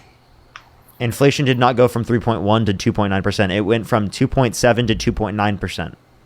3.1 to 2. That was in the past overall months. Like, if you want to talk about the lowest point under the Trump administration, it was 2.3%, and it's gone up since there. That was in April of 2025, right? Since he imposed Liberation Day tariffs in April, right, it's gone from 2.3% to 2.9%, right? And then this is grocery prices. Grocery prices, food and whatnot, has gone up by 3.2% in the past 12 months. So, again, you just said groceries have gone down in price. Wrong. Like, I'm giving you information from the Bureau of Labor Statistics. Chelsea, thank you so much for the $50 on Venmo. Thank you so much, Chelsea. Can we put the W's for Chelsea in the comment section right now? Thank you so much, Chelsea. W's for Chelsea in the comment section right now. Thank you so much, Chelsea. I really appreciate it. Thank you. Do give him a second. If you're on YouTube, hit that thumbs up. If you're on TikTok, tap that screen. It will help get it out to more people. Yeah, the price of milk is down. You're just wrong about this. You can look it up. No, I already looked it up from the Bureau of Labor Statistics, and it indicates you're wrong. I'm not wrong. Where did you get your source from? That prices have gone down. The global market. Wait, the global we're looking at in the U.S. and the global market of prices of food has gone up. Yes, and yes. Go ahead, do it. Hollowberry, thank you for the Just 10 look it member up. subscriptions. Thank you. Yeah, the price ahead. of groceries in Just the U.S. has please. gone up by 3.2% in the past 12 months. Wait. Look up milk in particular. Why just milk? Well, here we're gonna go step by step. No, we look at the overall for groceries. Why the fuck would we just look at milk? Because overall for groceries combines luxury items like wine. What? No, it involves the entire on average. And you can also, by the way, why would you just like look at wine and alcohol? Well, okay. You want me to look at dairy? I mean, by the way, alcohol is not the main cause of grocery inflation. Come on. You want? Yes, I think that's not the case. You're being ridiculous. Okay. How much is Catalina Island? Milk is 2.1%. And it's gone down. No, that means it's gone up. Inflation means it's increased. No, it has gone down. Inflation means it's increased. Oh my god. All right. Inflation means the rate of increase in prices. What are you talking? So you're saying that it's cheaper, but it is more expensive because of what? I never said it was cheaper. It's more expensive. It is cheaper. No, it's not. It is literally more expensive. Apparently I'm looking at something different. So I'll try and look up some more things and yeah. Yes, for example, this is from the St. Louis Federal Reserve. And by the end of the Biden administration, it was $4.02. Now it's $4.20. $4.17. And that's average price milk, fresh, whole, fortified, cost per gallon, 3.8 liters in the U.S. city average.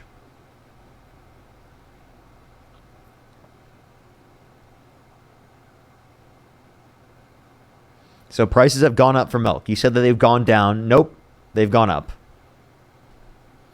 Brooke, thank you so much for the $20 on Venmo. Can we get some W's for Brooke in the comment section right now? Thank you so much, Brooke. I really appreciate it. As well as Kim with the $50 on Venmo. Can we get some W's for Kim in the comment section right now? Yeah, thank you so much, Kim. W's for Kim for the $50. Thank you so much. And Brooke with the $20. Thank you so much. And Ari, thank you for the $10. And Casey, thank you for the $5. Yeah, sorry. It's from the USDA. That's your source? United States Dairy Association. And what's the title? USDA. What's the title? Milk prices. Okay. In this quarter. Okay, let's look at the USDA milk prices. Where'd you get that it reduced?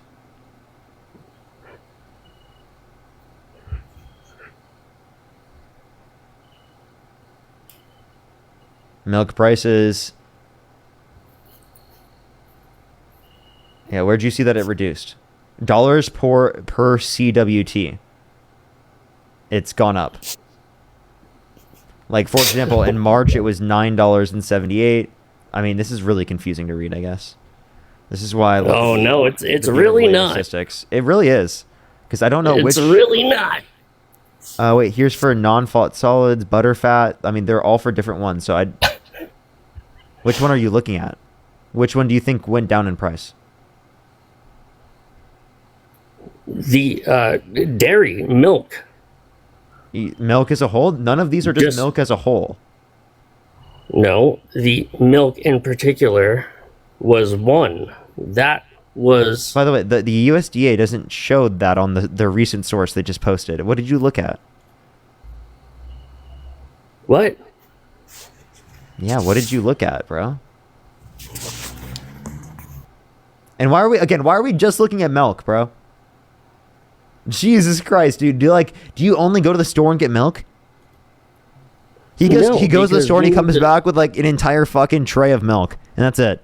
Well, just milk. If you're wrong about one thing, then like I'm not wrong. I showed you the St. Louis Federal Reserve indicates prices have gone up, and this is from the Bureau of Labor Statistics. You can go to that too.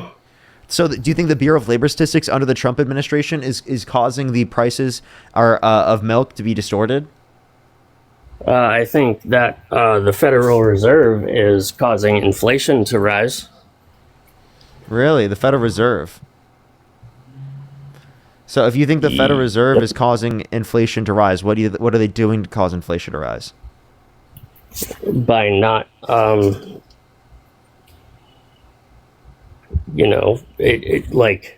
so they should be doing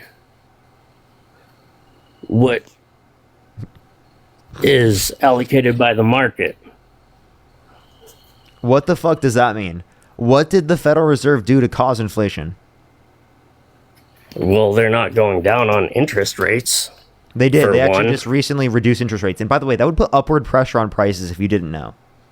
That reducing interest rates puts upward pressure on prices. Okay. Well, I need to do more research, so yeah. I appreciate it. For sure. Have a good night. You as well. Let's go to the next person. Only send a guest request if you meet that set of criteria listed on the TikTok screen. Yeah, I haven't agreed with a statement. More tonight. Let's go to the next individual. Only send a guest request if you meet that set of criteria listed on the TikTok screen. We are just looking for some debates, everybody. If you want to support me, as always, Venmo, Cash App, PayPal, link tree in the bio, as well as the description of the YouTube, as well as you can support me over YouTube Super Chat. Yo, what's up? How old are you? Yo, I'm 18. Do you support Donald Trump? Yes, sir. If you could go back in time and you could either vote for Donald Trump or Kamala Harris, who would you rather vote for? I mean, honestly, I'd still go Trump. Okay, and what's your birth year? 2008. Okay. 2008, you'd be 17, bro.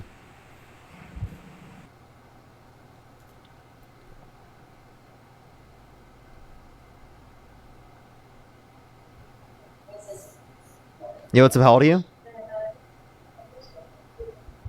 How old are you? Okay, let's go to the next person. Only send a guest request if you meet that set of criteria listed on the TikTok screen. We are just looking for some debates, everybody.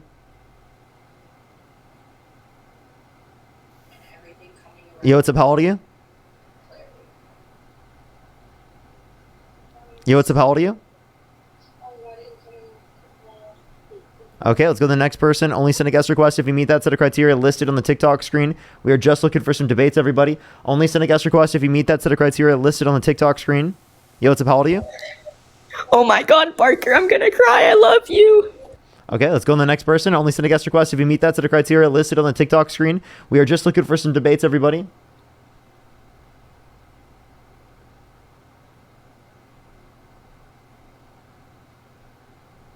Okay, so the next person, only send a guest request if you meet that set of criteria listed on the TikTok screen. Again, everyone, we are just looking for some debates. Yo, what's up? How old are you? Yo, what's up? How old are you? Again, if you're on YouTube, everybody hit that thumbs up. It will help get it out to more people. Let's try to get to 3,000 likes, everybody. If you want to support me, as always, Venmo, Cash App, PayPal, link tree in the bio, as well as the description of the YouTube, as well as you can support me over YouTube Super Chat. I think I have another about, like an hour and 20 minutes or so left on the live, everyone. Just letting everyone know. Yo, what's up? How old are you? Yo, what's up? How old are you? Okay. Carolina, thank you for the $5. Thank you so much. I really appreciate it. Thank you. Stasia, thank you so much. I really appreciate it. Thank you so much for the $25. Thank you. I do every once in a while. It's not like super common. It kind of just depends on do things in the future and then like try to get to that point. You know what I mean? Like, I just feel like there has to be like a point where like we just need to put aside our differences and see like a common ground instead of us going after liberals, us going after conservatives, and just like going after one another. I just feel like there's this war between us and it won't stop, and we're just completely like battling each other all the time. And I think that when it comes to like immigration, when it comes to LGBTQ, I mean, I believe that, you know, like people can have their differences, but I think it's gotten to the point where like even now, like we can't even discuss it because people just get so nasty with one another. I mean, that's just my opinion, but. So I think that Trump has got more divisive since he became president. I don't think that he has shown that he's changed or become less divisive over time. I think that he's the main cause of the divisiveness within our society right now. You could say that there are people on the left that cause the divisiveness, and that's true to some extent. But I think it's significantly less prevalent, especially within the political field. Like Biden, Harris were significantly less divisive than Donald Trump. It's not even close. I mean, there are some things that, I mean, I do disagree about, and a lot of people will say, oh, like, you know, this is like, you know, I think this is right and this is okay. But to me, I don't think it's right. As someone who is a Christian, I don't believe abortion is right. And I think that, I mean, there are exceptions to it. Like if it's incest, there's three of them. It's incest that Donald Trump said. I think it was like rape and Life of the mother. So life of the one mother. is that his policy doesn't actually ingrain any of these exceptions into law on a federal standpoint. So certain states can restrict people's access to abortion in those circumstances. And then secondly, there's nowhere in the Bible that says that abortion should be illegal. So it, like, being a Christian doesn't mean that you have to believe that abortion should be illegal. You can think that that abortion is wrong while simultaneously thinking that abortion should be legal and that people should be able to get access to it. I just don't think it's right because I believe it's killing the human inside of your belly when you are, it's a human growing inside of you. And I personally, with my Christian beliefs, I believe that it is a human life and you are killing a human life. That is just my stance on that. So you can say you disagree with it, but it should be legal, correct? Like people Yes, should I be able believe to get that it access should to be it? legal. Yes, but I believe there should be like, if it's in like circumstances where it has to be done, like if it's an emergency, if like a woman is dying, No, I meant like like in elective circumstances, should it be legal? Like you could say you disagree with it, but people legally should be able to get access to it. They shouldn't be like by the law enforced to follow your certain Christian values.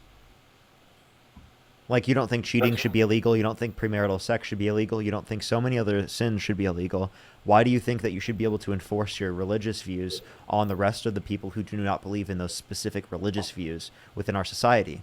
I believe in a secular society. The Constitution outlaws religious freedom, and I do not think that we have religious freedom if you utilize your religion to say that other people should not have the rights to control their bodies in the way that they would like to, based upon their belief system. I mean, just for me, I believe that when you have certain beliefs about like cheating and stuff like that, like in my opinion, like every sin that you do is wrong. And I believe that when you're doing it, like, of course it's going to be like wrong in the eyes of God. And we're here to try to steer, and a lot of people are going to think it's stupid, but I personally believe that we're here to steer people in the right direction to come to Christ and to follow him and to try to be more like him. And that is to try to, you know, be like him every day in the acts of goodness that we do. Okay, so I have a question. Allowing abortion to occur, is that wrong? I think it's wrong. Yeah. Okay, so God allows for abortions to occur. Is God doing something wrong? Well, God doesn't allow abortions to occur. He does. Yes, he does. Abortions occur within our reality, and God allows people to have the free will to do so. God gives people free will, and they can use their free will. I know, but the person has the choice. It's a choice, and the person is choosing to do that. Exactly. It's not God doing it. It's the person's choice. I know. That's why I said he allowed people to do it. I never said God chose to do that. I said God chose to allow people to choose to do so. Okay? So allowing people to choose to do so, allowing people their choice, is not wrong because it's not wrong for God to do so. So if you're saying we should be like God, well, if God doesn't restrict people from getting access to abortion, then why should we? So you're saying, can you just say that one more time? Yeah. If God doesn't restrict people from getting access to abortion, why should we? Well, I mean, in my personal belief, in like I said, and in God's eyes, it's wrong. Okay, but God allows for things that are wrong to occur, and that's perfect for God to do that. So wouldn't it be perfect for us to allow for people to get access to an abortion and allow them to have that free will and choice?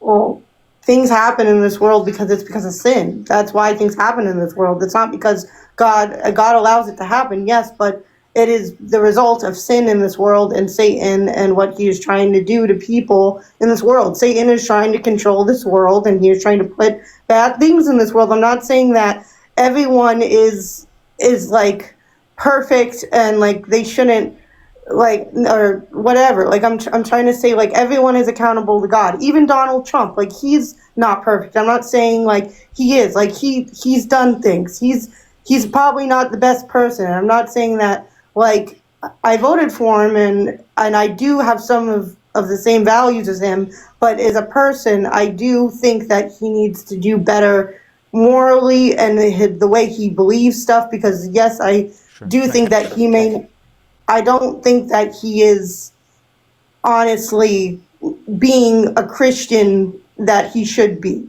And after I voted for him, I saw some of the stuff that he did, and I honestly, it kind of bothered me, but it doesn't mean that I don't like him as a president anymore. I just, some of the things are a little bit skeptical, you know, like he could do things a better way. What denomination are you? I'm evangelical. Okay. So I guess like why does Donald Trump align with your views more than Kamala Harris? Because to me, I would say that Donald Trump has a significantly worse character and his policies. So like, I mean, is that pro-life? Is that supporting like our communities and our families? Because to me, that sounds like it's not.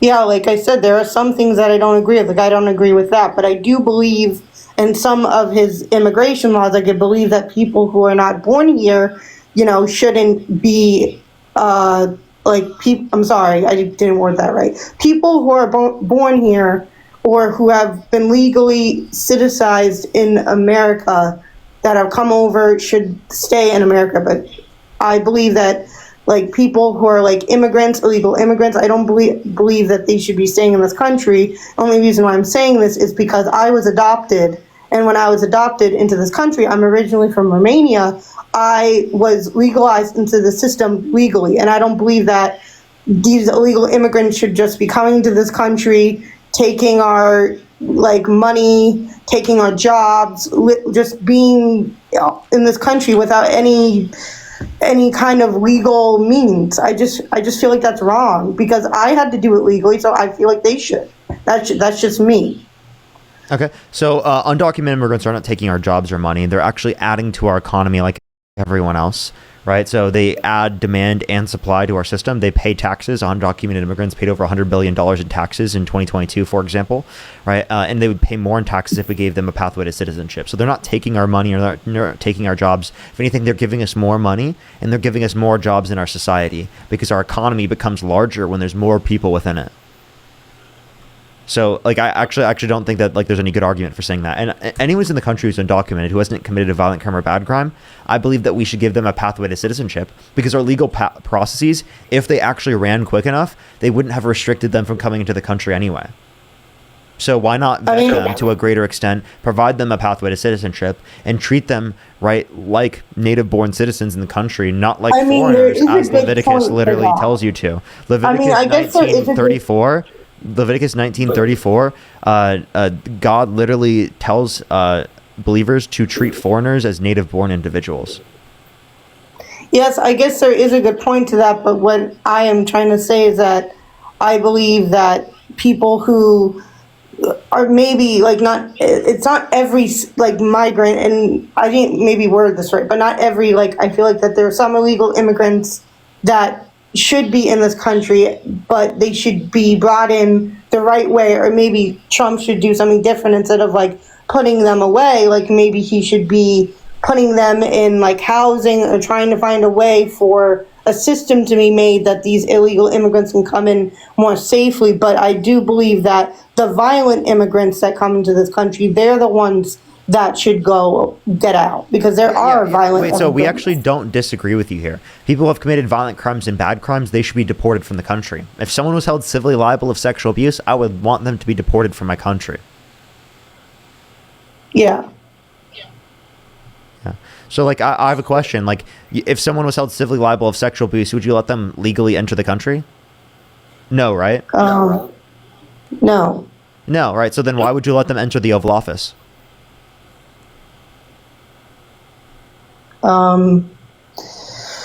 Yeah, I kind of conflict with that because I don't like that he did that, but I can't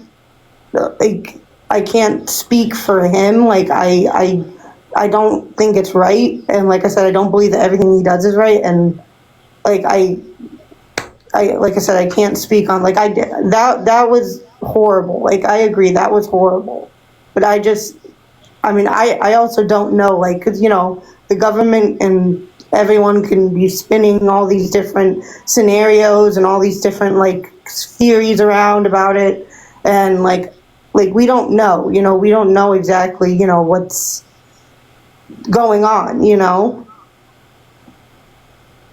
Okay, so like typically we would say that there would be more qualifications to become president of the United States than to become a legal citizen through the context of immigration. Right? So if there should be more qualifications of becoming president than a legal immigrant, well then if you're saying someone should not be allowed to become a legal immigrant because of a certain thing, well then that certain thing should also be applied to the president, right? Like if they specifically have that characteristic, they should not allowed to be president, right? They don't meet that set of qualifications. I think that since he is a legal citizen, like it's I don't know how to explain it. Like he is a legal citizen, so it makes it different, but it doesn't make it good either. Like just think about it this way. If he were an immigrant and he were trying to come to our country, we wouldn't allow him to legally be in our country. But if he were a citizen and he were running for president, you would vote for him? You do make a good point. I admit that. That is a good point.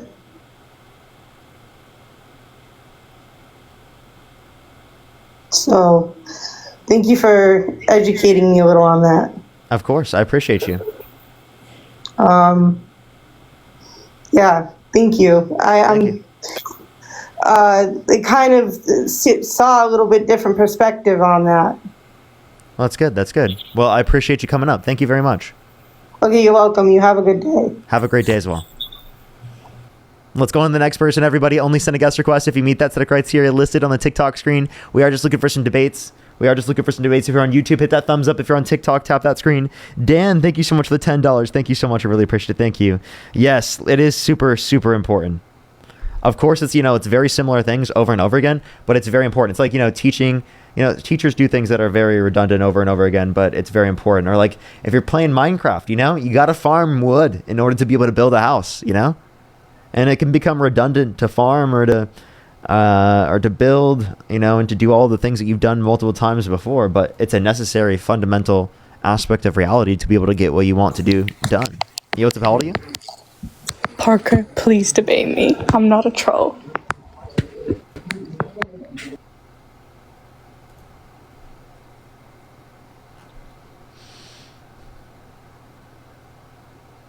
Alrighty, do give it a second, everyone. If you're on YouTube, hit that thumbs up. If you're on TikTok, tap that screen. What's up? How old are you? How old are you?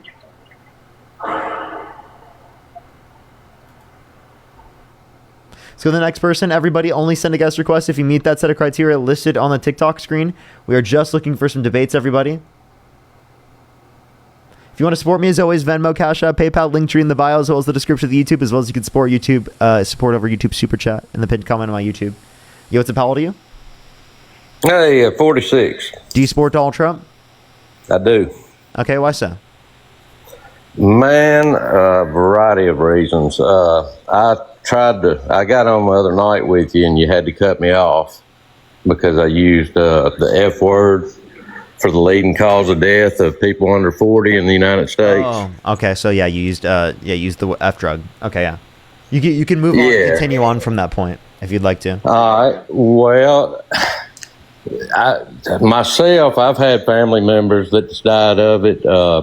We're losing 50 to 70,000 people a year to that drug. And to me, I think Trump's doing a great job. I mean, he's securing the borders, he's stopping the boats that's coming over, and I think it's saving lives. Okay, a few things here. The boats that you're talking about, there's no evidence that they were drug boats. There was no evidence that they had any type of F drug on them. Okay, but at the same token, once we elect our representatives, the U.S. military has a certain amount of trust. Every time they sling a missile, they don't have to show us evidence.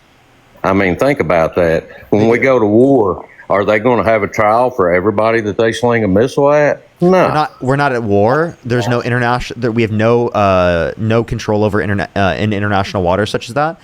If it was the case that they had DRUGS and they were trying to come to our country, we would arrest them once they get into our waters. The fact that we didn't arrest them and we extrajudicially, without due process, just murdered them, not in the context of a war, not only is committing international crimes in the United States, and also putting us at threat of war with Venezuela, but it's also killing people where there's not enough evidence to indicate that they even committed the crime they said that they committed. And even if they did commit that crime, it's not deserving of the death penalty. Again, we're not at war. We never declared war. I must have missed that if we did. Well, we hadn't declared war since 1942 in this country. And World War II was the last time Congress has declared war on anybody. But so by your logic, you're saying that Obama is a war criminal then? I mean, as many people as he killed with drones, including an American citizen that he took out with drones, where was their due process? Wait, restate that, sorry. As many people as Obama took out with drone strikes, including one American, now I think it's actually 3 American citizens. One American citizen was involved with a terrorist organization. There was evidence indicating that they were involved with a terrorist organization. Plus, I don't agree with most of the drone strikes under the context of the Obama administration. I'm not pro-war, right? But that was in the context of wartime scenarios like you were bringing up prior. Whereas specifically, Donald Trump, we aren't at war with Venezuela. This is in international waters. There's no specific goal or a military objective, right? They literally just bombed boats of fishermen. Innocent people without any evidence that they were guilty. Well, no. The President of the United States declared that we were at war with the drug lords, the Venezuelan cartel. He pretty much said that. So what's the difference in him saying it and Obama saying it? So we are at war? We haven't war. declared. Congress didn't say this. Do you think Trump can just declare war himself? No, I didn't say that he declared war. That's an act of Congress, which was last done in 1942. So every president since then has done military operations. There has been declaration of war by Congress since 1942. You sure about that? Yes. When? I'll give you all of the different examples because I know that there's more than one. I'll get it. According to my Google searches, 1942 was the last declaration of war by Congress. Oh, well, you know what? From the U.S. Senate, it actually does say that. I don't think you're wrong on that. Yeah, well, and I mean, I'm pretty sure Congress had some type of proclamations with other ones, but yeah, it says from the U.S. Senate in terms of a declaration of war, at least from Congress. Yeah, you're not wrong. Yeah, and to be fair, even though I wasn't a fan of Obama's, we elected him president. So we've got to give our military and our commander-in-chief a certain amount of judgment. If they feel like they have the evidence to make a military strike, I have to trust my government on that. And trust me, I'm not one to trust government a whole lot. But I don't think Obama just went out target practicing on people. I think he probably had a good reason, just like I think Trump's probably got a really good reason. And I'm sure there's evidence to back it up that we're not seeing because we're not entitled to see it. The military don't have to show us every single thing they do. That's not how it works. If they just kill people, specifically like in international waters, right? when there's no evidence. By the way, they didn't show any evidence. There was no evidence of this. They didn't even indicate to other officials that there was evidence. Okay, that is an issue. If you don't think it's an issue that they just extrajudicially, without due process, murdered people when we're not at war, right, in international waters with no evidence that they committed any type of crime or even were a part of the cartel, then why would you specifically say that they should have been drone striked? Like, that's actually nuts. You're actually literally advocating for those people to have been murdered.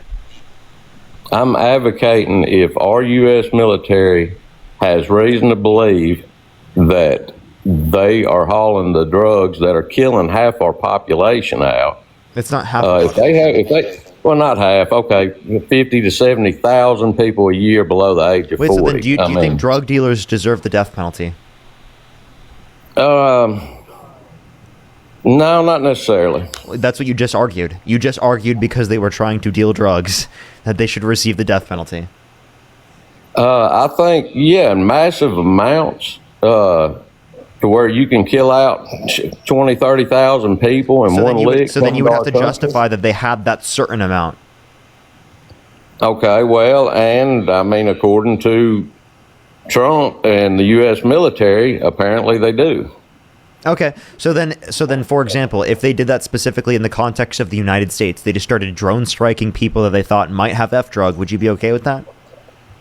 No, Obama's the only one that's drone struck. No, American I'm asking you within the United States. If they started you're going hypothetical. No, hold up, answer this question. If they started drone striking people within the United States, right, that possibly might have F drug, right, would that be justified under your worldview? No, you're going to a hypothetical. Okay, so then why is it justified when they're in international waters, but if they're within the country, then it's not okay? Okay, well then why was it justified for Obama to drone strike an American citizen and thousands of other people that was in other countries? I already told you I disagree with most of the drone strikes you're talking about, but the specific one you're talking about, the U.S. citizen, that person was involved with a terrorist organization. Do you agree? How do you know that? Because there was evidence. Okay, and according to Trump, there's evidence that no, there's not. That there actually isn't even evidence, according to them. What was the evidence? So you're saying Trump's just out target practicing fishing boats? Yes, literally. Not at all. Not at all. So then provide any evidence. Just like Obama wasn't just target practicing on an American citizen. There actually was evidence. Okay, and I'm saying there actually is evidence that it's drug cartel that's coming across. What was the evidence? I imagine our intelligence. I mean, you're not giving our intelligence the intelligence reports didn't say and there was any evidence. And so they showed you that. No, they don't have to. They don't have to show you that. Why would they? I mean, that's just like if we do some strikes anywhere in the world, they're not going to sit there and have due process. They're not going to have a trial for everybody that they sling a missile at. That's just not how it works. Yeah, so you shouldn't have even been throwing missiles if, say, they were bringing drugs to the country. Let's say that's true. You arrest them when they get to U.S. waters. Why would you drone strike them? Seriously, just think about it. Why? Well, a lot of it's a deterrent. I mean, how many people's going to want to haul drugs across? So, by the way, the death penalty does not act as a deterrent. It's not a good deterrent. If you actually look at, there are plenty of studies on the death penalty indicating that it's not a method for deterrence. I'd have to disagree with that. Well, there are studies indicating that you're wrong. So your feelings can say whatever, but the facts don't care about your feelings. Okay, and I'm sure I can find plenty of studies where it does show that it's a deterrent for some people. Go ahead. Provide one source. Okay, well, I'll tell you what, we can move on to the next topic. One thing I did want to touch base with you on is abortion. I know I'm changing the subject. I genuinely would like, I would actually like for you to like look up a source if you'd like to. Appreciate you're amazing. Like genuinely, like I. Okay, well, I'll say this. Okay, I'm not fixing to Google a bunch of stuff right now, but I will say this, that I do agree with the death penalty. I think that if a school shooter comes in and shoots up a school, Yeah, I think he needs to get what's coming to him. I mean, We were talking about for drug dealers, but here, let me ask this question: do you think that violent sex offenders should get the death penalty?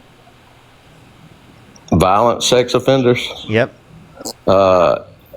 And repeat sex offenders? Yes, I do. So no, but one time, violent sex offenders. Do you think that they should be given the death penalty? For the first offense, I would say no. Okay, so then wait, why were you saying that someone's first offense in terms of bringing F drug to the country, they should get the death penalty and should be drone striked, but someone who commits a violent sex offense should not be given the death penalty? Well, I would say it because what's happening in our country is a threat to our national security. There's 50 to 70 million or 1,000 people dying a year.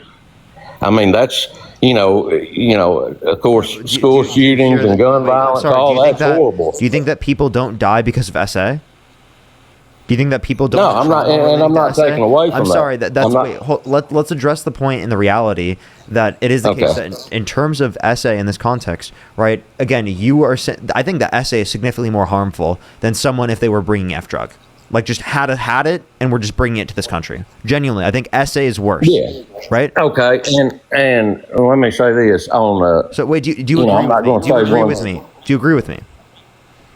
Well, I'm going to go on a numbers basis as far as the amount of people that are dying. Do you agree with me? Yeah, I think they're both equally bad. Okay, horrible. Wait. Okay, so then if in one scenario, say under your perspective they're equally bad, I think SA is worse. Now, if you say that they're equally bad, well, if one deserves the death penalty based upon one offense, then the other one should as well. Depending on how egregious you said they're equal. Well, yeah, but you can't just put everything in the one forceful bucket, penetration of a woman's vagina against her will. Let's say someone was, like, for example, held civilly liable of forcefully penetrating a woman's vagina against her will. Would you say that in that scenario they should be given the death penalty? For a civil? No, not for in a civil case. No, not at all. That's a civil and criminal is two different things. You don't get punished. You don't get jail sentence or death penalty for a civil trial. I don't. Okay, know wait. So are you saying that you have to meet? About. Are you saying that you have to meet a certain standard of evidence to say that someone should meet the death penalty? In a criminal trial, yes. Yeah. So you just said that they have to meet a certain standard of evidence in order to be giving someone a death penalty. Therefore, you would have to meet a certain standard of evidence in order to say that the people specifically that were bringing F drug to the country, under your perspective, which there was no evidence they were bringing F drug to the country, no evidence that they were drug boats, you would have to provide that sufficient level of standard of evidence in order to give them the death penalty then. Well, I think American citizens have a different right than a enemy of the United States. Wait, I'm sorry. So again, in this context, you think that someone doesn't deserve due process, in which we're not at war with them. There was no evidence they were in the cartel, no evidence they had drug boats. So you're just saying we can, no matter what, just extrajudicially kill whoever we want around the entire world? I think that when we elect our leaders, we're giving them the trust to make that judgment call.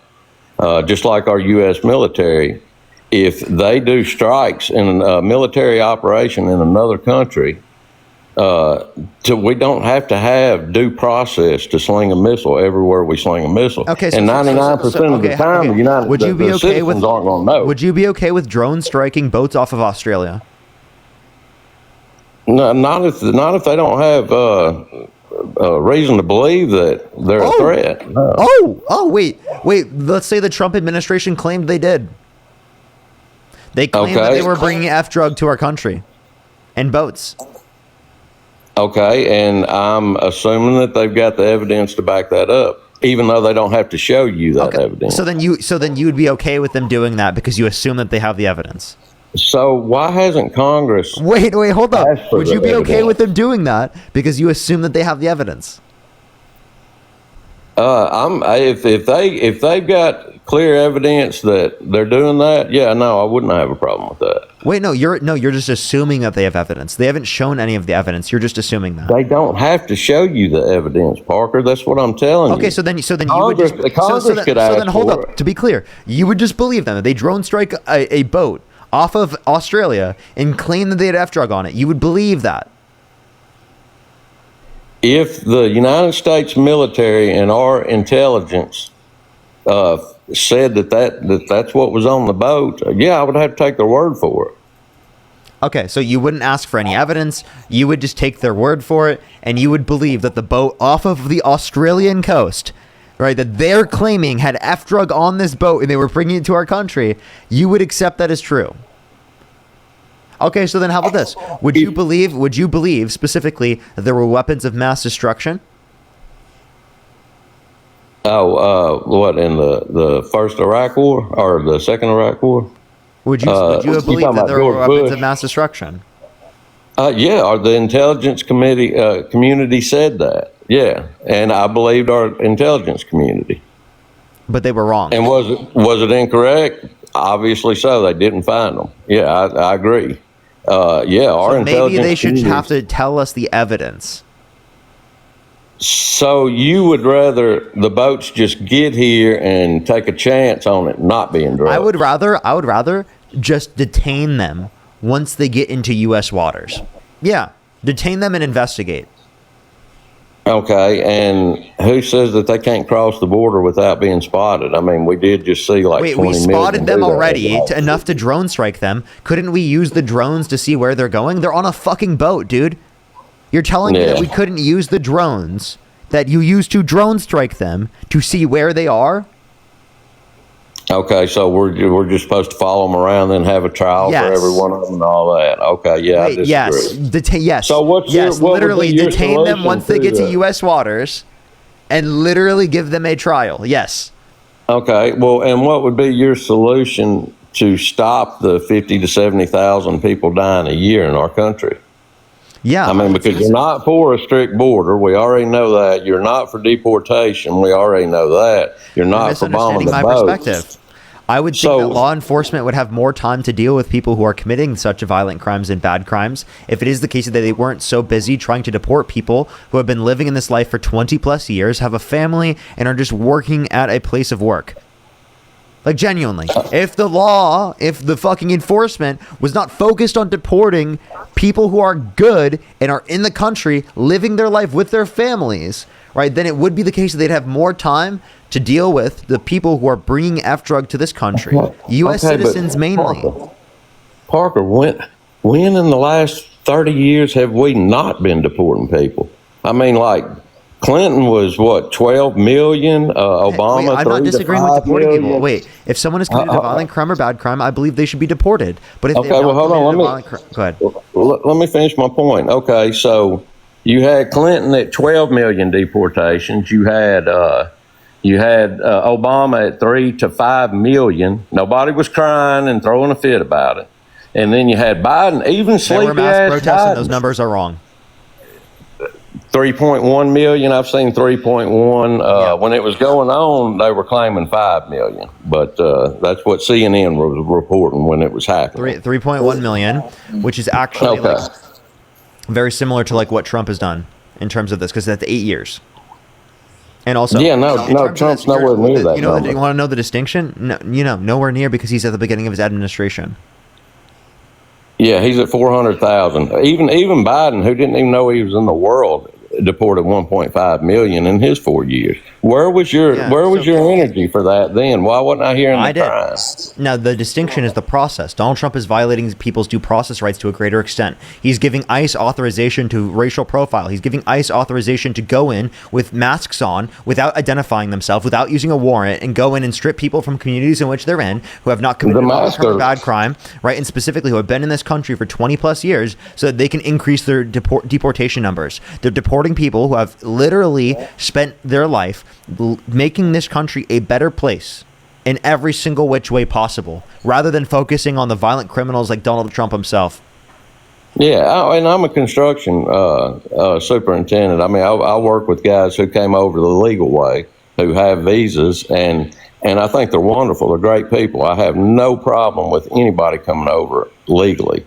But when you flood the country with 20 million new people, what you're doing is 20 million. You're flooding the labor market to where all American wages get stagnant. I mean, it's supply and demand. The more workers you have in this country, the lower the wages are. By sending that many, I mean, it's pretty much they have given the big corporations the free will to pay them whatever they want. They're taking advantage of these guys. Construction jobs that were making $50 an hour, we've got illegals coming in doing it for $18 an hour. Provide them They're taking advantage of it. So provide them a pathway to citizenship where they do not have to leave the country, and then they will take legal market wages, because they won't be able to be exploited by the business owners. How about you blame the business owners instead of blaming undocumented immigrants who specifically forced into those conditions because they cannot get a quick pathway to citizenship because our current legal immigration processes take too fucking long. Well, and I blame our government for that. We should do the path to citizenship before they come through the gate. Just like an airport, you got to show your boarding pass before you get on the plane. You can't, we need to have a quick. If it took so long to go through the said boarding process, would you understand why someone didn't? Well, and again, I blame our government. We should come up with a system that's a little bit easier and faster to get these people through. And I don't have a problem with that. But just letting people pour in, I mean, dude, child rapists, gang members, all that. I mean, there's been a lot of American citizens killed by the illegals. Are all of them bad? No, not at all. They're not all bad. But, it's the same thing that happened in the 70s under Carter. I mean, Cuba dumped all their prisons right here in the United States because we were dumb enough to take them without vetting them first. And that's the same thing we've done over the last 4 years. I mean, some of these countries are literally dumping their prisons here. Do we want that here? Wait, there's no good evidence of that. There's no good evidence that prisons here. Undocumented immigrants commit multiple times lower rates of violent crime, drug crime, and property crime in the United States comparative to natural-born U.S. citizens. Multiple times lower rates. Because they're a lot the idea lower that specifically percentage. people with criminal records are coming to this country to a high extent is not true, right? That is very, very, very proportionally unlikely. Yeah, well, I mean, yeah, of course the rates are going to be lower because there are a lot lower percentage of them than there are American citizens. No, I'm talking about per capita. So yeah, rates. naturally, So I'm saying accounting for inflation, there are multiple time lower rates.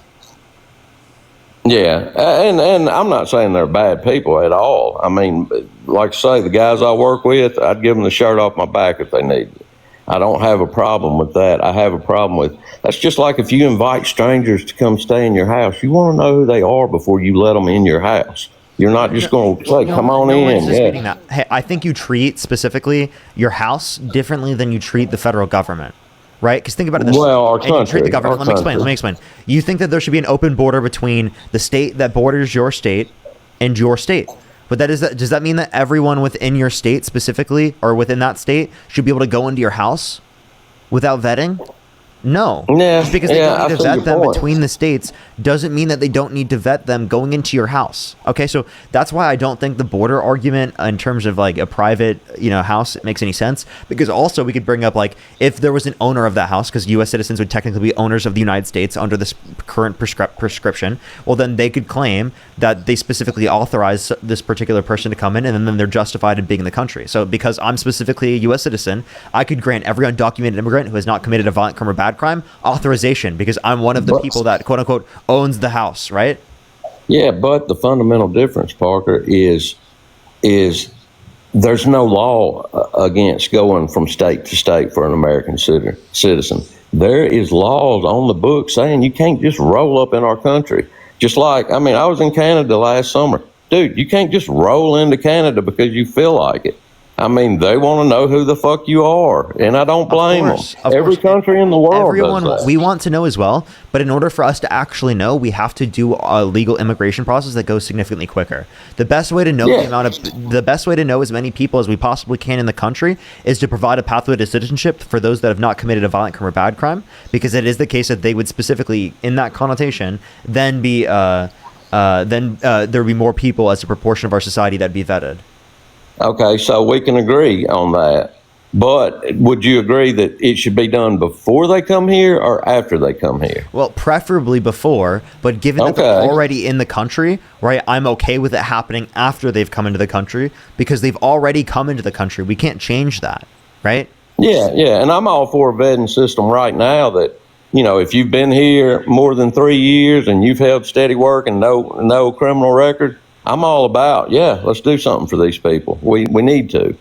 I've got I guys think it should on be my people job even that less than 3 years. But like, say okay. we can start with that. But the point is there's a lot of people who technically violated the law, but we don't really care in that connotation because it didn't harm anyone. They're not a bad person. They should have been allowed in the country anyway through our legal processes, right?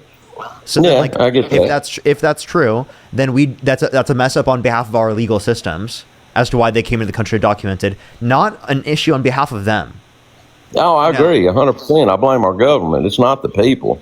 That's It's exactly not what the I'm people at saying. all. So why punish But, the people if they have not committed a violent crime or bad crime? Well, you've got to start with the fresh slate. I mean, dude, our country is flooded with people we don't know. No, So we need more immigration.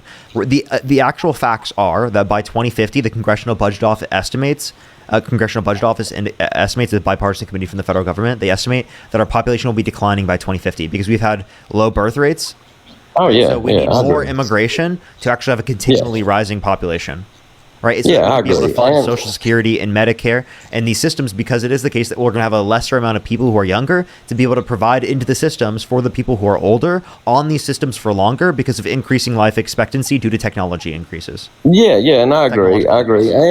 And as far as the immigration goes, man, the steel industry has been booming since Trump's first tariffs. So, dude, we wouldn't have been able to man all this work if it wasn't for the immigrants. I mean, they have done a wonderful job. Electricians, carpenters, scaffold builders, insulators. I mean, dude, we've been working so much overtime building these steel mills since Trump's first term when he put the steel tariffs in, that these guys, we've got to have them. I mean, yeah, we've got to come up with the vetting system. There's no doubt. And I'm for that. But on your point on the lower populations, this was something I was wanting to bring up earlier. I hate to drag you into abortion, but I just want to make this quick point. Margaret Sanger, the founder of Planned Parenthood, if you'll go back and research, she was very racist, eugenics, openly eugenics. She wanted the abortions, and she's clearly stated this. All your listeners can research her. Look her up on TikTok. Her quotes is to rid society of the less desirable. It's eugenics. That's what the abortion thing's about. I mean, her Planned Parenthood. No, abortion in general is not about eugenics.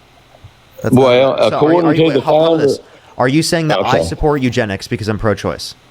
Well, no, I think a lot of people's been duped, and that's by design. And here's why. I mean, the founder of Planned Parenthood, Margaret Sanger, I'm sure you've heard of her. The founders of our nation were slave owners. Do you think that because Well, the okay, founders and we'll are- discuss- wait. Do you think that Okay. because the founders of our nation were slave owners, do you think that we should specifically be held to that, right? As people, I mean, well, yeah, but we don't have slavery anymore, Parker. That's been done away with for a legally, while. there technically is in the country in the context of prisons.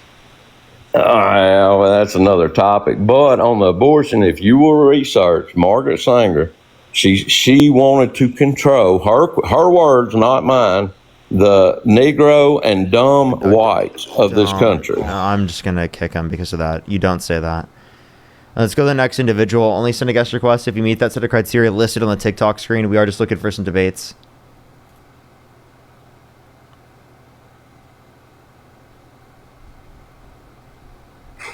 Yo, what's up? How old are you?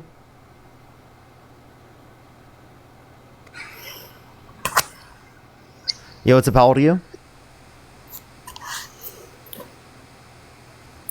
So the next person, only send a guest request if you meet that set of criteria listed on the TikTok screen. We are just looking for some debates.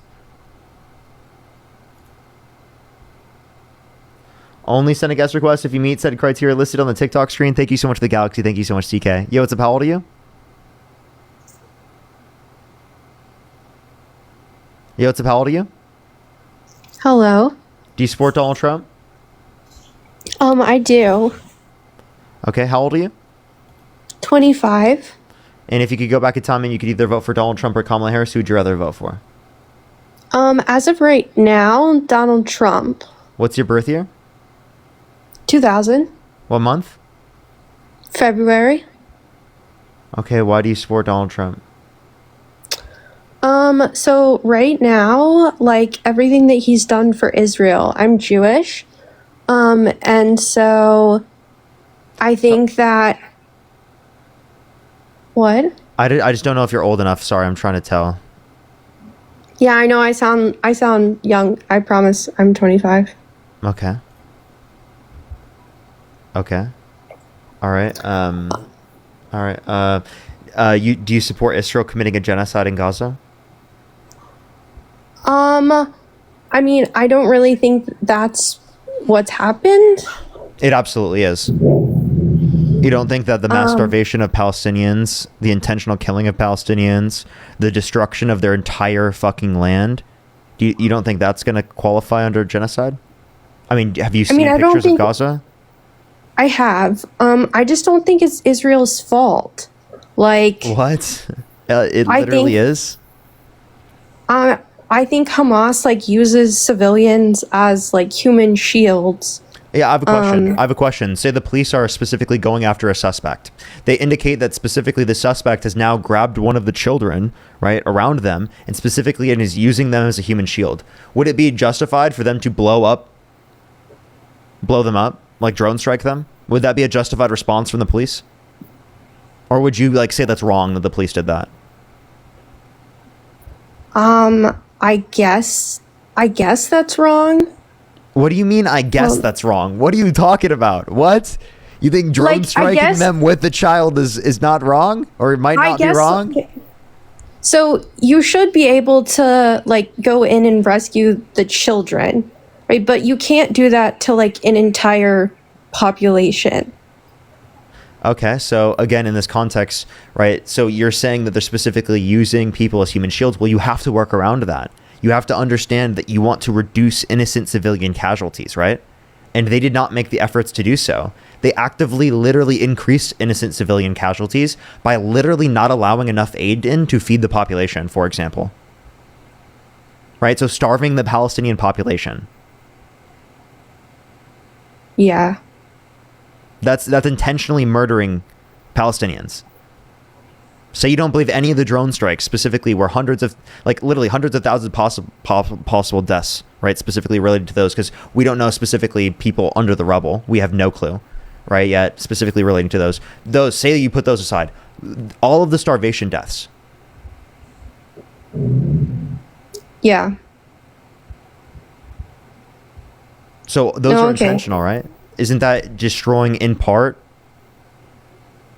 like the Palestinian population? Because to me that meets the Geneva Convention understanding of genocide. Appreciate you're amazing. I mean, I guess from my perspective, like what Israel was doing was preventing Hamas from stealing all of the food from the civilians. Why? By never allowing it to go into Gaza in the very first place? What? That makes no sense. I'm sorry, how are the Palestinian people supposed to eat? Say Hamas was going to steal it. Why wouldn't you still try to deliver the aid in the first place? No, that's a good point. And say Hamas is going to steal it so that they can sell it. If you allow more to go in, wouldn't that cause the price of the products to go down within Gaza? Because if they're selling it on the black market and there's a greater supply in the black market, it would reduce the price. So why wouldn't you allow more to go in if they were stealing it? No, you're absolutely right. Absolutely right. You got me. Thanks. I appreciate it. All right. Appreciate you coming up. Okay. I guess their only reason for coming up was to try to debate me on Israel, I guess. Okay. All right. Let's go on to the next person. Only send a guest request if you meet that set of criteria listed on the TikTok screen. We are just looking for some debates, everybody. If you're on YouTube, hit that thumbs up. If you're on TikTok, tap that screen. What's up, Santana? How are you doing? Good. How are you? I'm doing good. I thought she was going to put up more of a fight, but then, I guess. Yeah, I think that's an indefensible argument. So it's like, I think it is. People are starting to realize that. Yo, what's up? How old are you? I think you just articulated that beautifully. Oh, thank you so much. I appreciate it. Thank you. Let's go on to the next individual real quick, everybody. Only send a guest request if you meet that set of criteria listed on the TikTok screen. We are just looking for some debates. Yo, what's up? How old are you?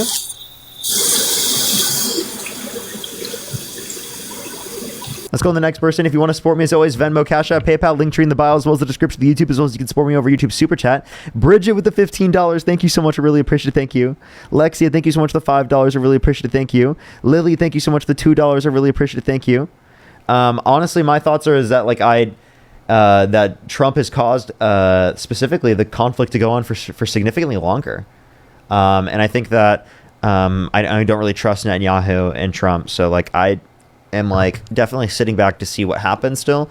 It definitely seems like they're making attempts at violating, at least from the side of Israel.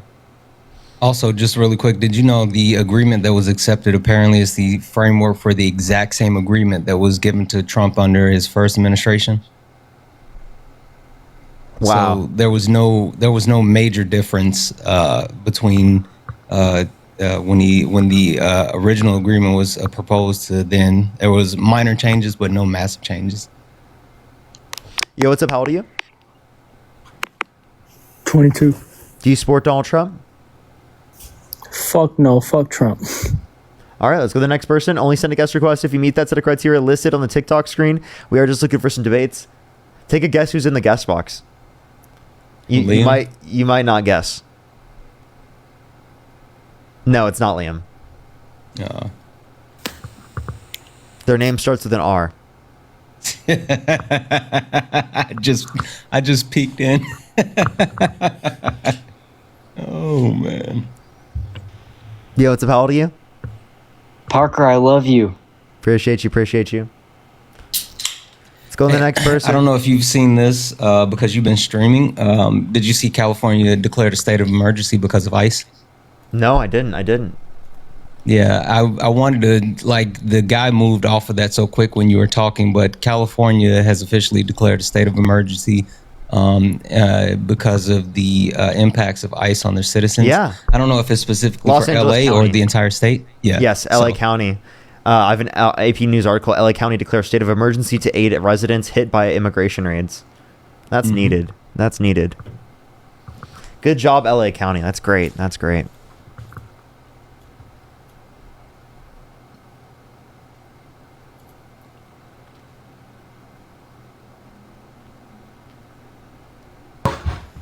Yo, what's up? How old are you? I'm 18. Do you support Donald Trump? Yeah. What's your birth year? 2007. Okay, what month? September. Okay, if you could go back in time and you could either vote for Donald Trump or Kamala Harris, who would you rather vote for? Donald Trump. Okay, why so? Because he's the GOAT and you're a fucking stupid nigger. nigger. Disgusting. Let's go to the next person. Only send a guest request if you meet that set of criteria listed on the TikTok screen. We are just looking for some debates, everybody. Only send a guest request if you meet that set of criteria listed on the TikTok screen. We are just looking for some debates, everybody. Yo, what's up? How old are you? Fucking faggot. Dude, this is so gross. Let's go to the next person. Only send a guest request if you meet that set of criteria listed on the TikTok screen. I mean, this is the temperament of young Republicans now, right? Yeah, literally. Yo, what's up? How old are you? I'm 19. I just turned 19. What's your birth year? 2002. 2002. That's my Sound birth like year. Ozzy. That's my birth year. I'm definitely not 19 years old. Let's go on to the next individual. Only send a guest request if you meet that set of criteria listed on the TikTok screen. We are just looking for some debates, everybody.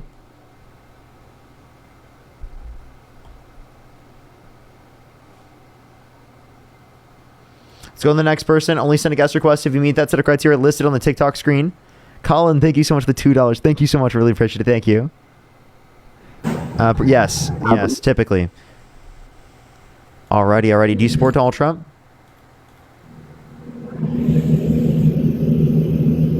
Alrighty. Jalen, thank you so much. I really appreciate it. Thank you for the $5. Yes, maybe I should. Gilbert, thank you for the $3. Thank you. Mark with the $3. Sonoma, thank you for the $50 on Venmo. Can we get some W's for Sonoma in the comment section right now? Thank you so much, Sonoma. W's, I really appreciate it. Thank you so much. Santana, are you planning to go live later as well? I think I might go live for a little while, yeah. Oh, that's great. Based. I got banned on my main account for a whole week whole week. So we're on the third I account. was telling Dean they've been passing out weak bans. Like I was telling him that yesterday. Like it's wild. Everyone, you, me, Dan, like just it's going. Hey Santana, how was that tamale, brother? Hey, I love you guys though. Appreciate you. Chat, stop it with the tamale gate. Let's go to the next person. Only send a guest request if you meet that set of criteria listed on the TikTok screen. We are just looking for some debates. Yo, what's up? How old are you? Getting cooked, Parker. Yo, what's up? I'm 20. Do you support Donald Trump? I do support Donald Trump. What's your birth year? My birth year is 2005. And you said you're how old again? 20. Okay. What month? January. Okay, if you could go back in time and you could either vote for Donald Trump or Kamala Harris, who would you rather vote for? Oh, I'd absolutely vote for Trump. Why? Mainly, so I'm a Christian guy, and my politics basically right now are all centered on the fact that I am against abortion. Okay. For sure. So what's so actually I have a question first. If you're Christian, could you could you name specifically one Christian ideal that Donald Trump upholds outside the context of abortion to a greater extent than Kamala Harris? Well, I mean, the preservation of human life is a pretty big Christian value that Donald Trump holds. So, to be honest with you, I'm not a very political guy. I don't know politics that much. You know it much better than I do. But yeah, that's the preservation of life is something I hold very dear to me.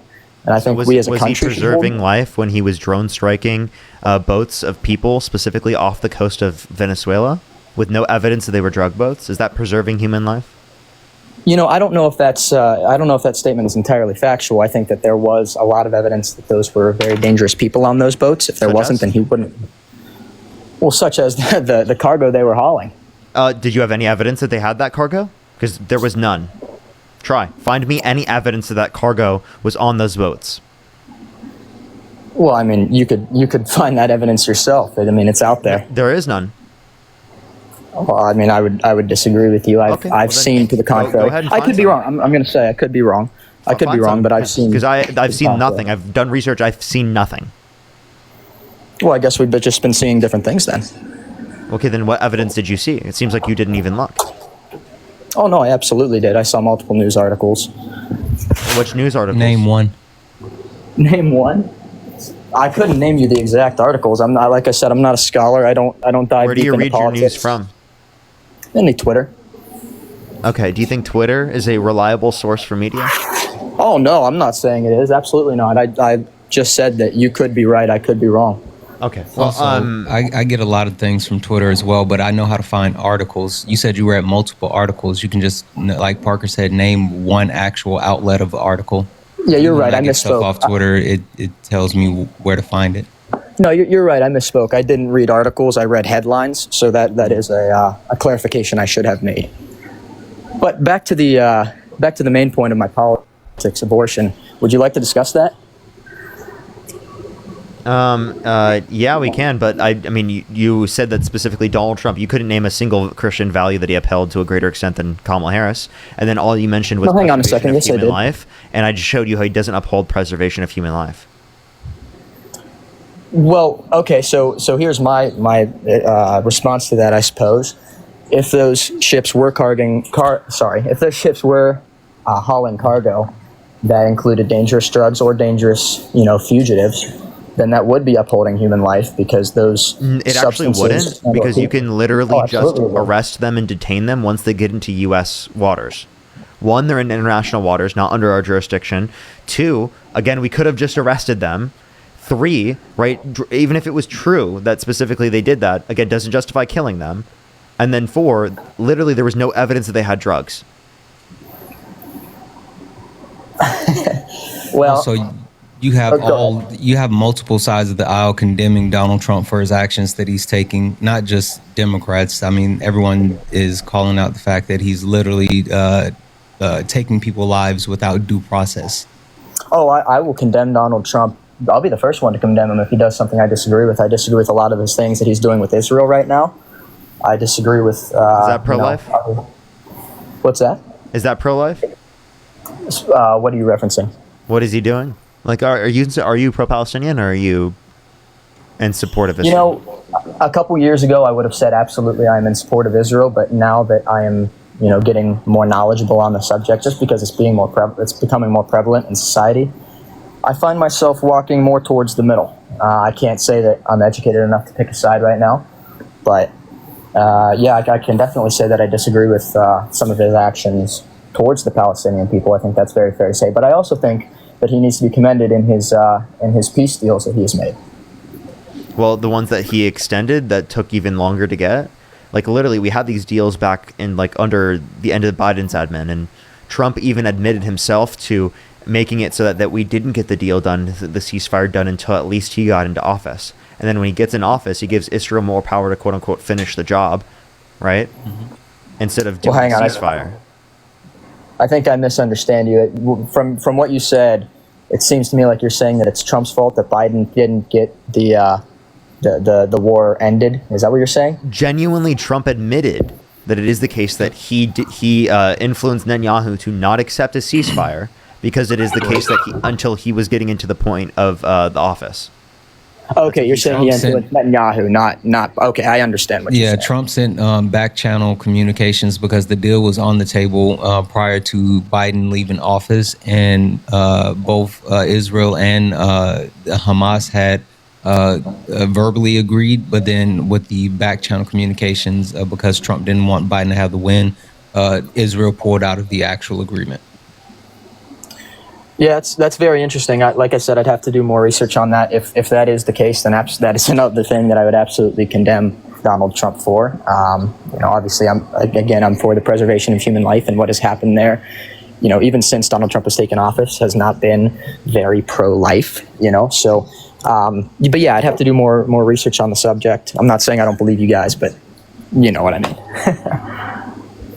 Okay. Well, the point that we were making is that Donald Trump doesn't uphold the preservation of human life to a greater extent. If you want to talk about the overturning of Roe versus Wade, I don't think that does either. There's been increased level of abortions since Roe versus Wade was overturned. It's also increased maternal mortality, and it was still allowing for it to specifically be legal in states across the entire United States. It was just saying only certain states would restrict it. So from your perspective, it's not really even reducing the amount of abortions, because they can just go to other states and get said abortion anyway. If anything, it creates conditions where people are going to have more abortions, because it is the case that they specifically don't know whether or not they're going to be able to get it, one, later in the context of a pregnancy, so they might do so earlier, or two, right, they're doing so out of the threat of the bad conditions, specifically because of the connotation of the pregnancy later on, given that they might not be able to get an abortion there, or it is the case that people are scared that the conditions in terms of access to abortion are not 100% there in terms of whether or not they'll be able to actually survive. So it literally creates conditions where people might want to have an abortion because they don't want to go through the context of late-term pregnancy, when it is the case that there's such harsh conditions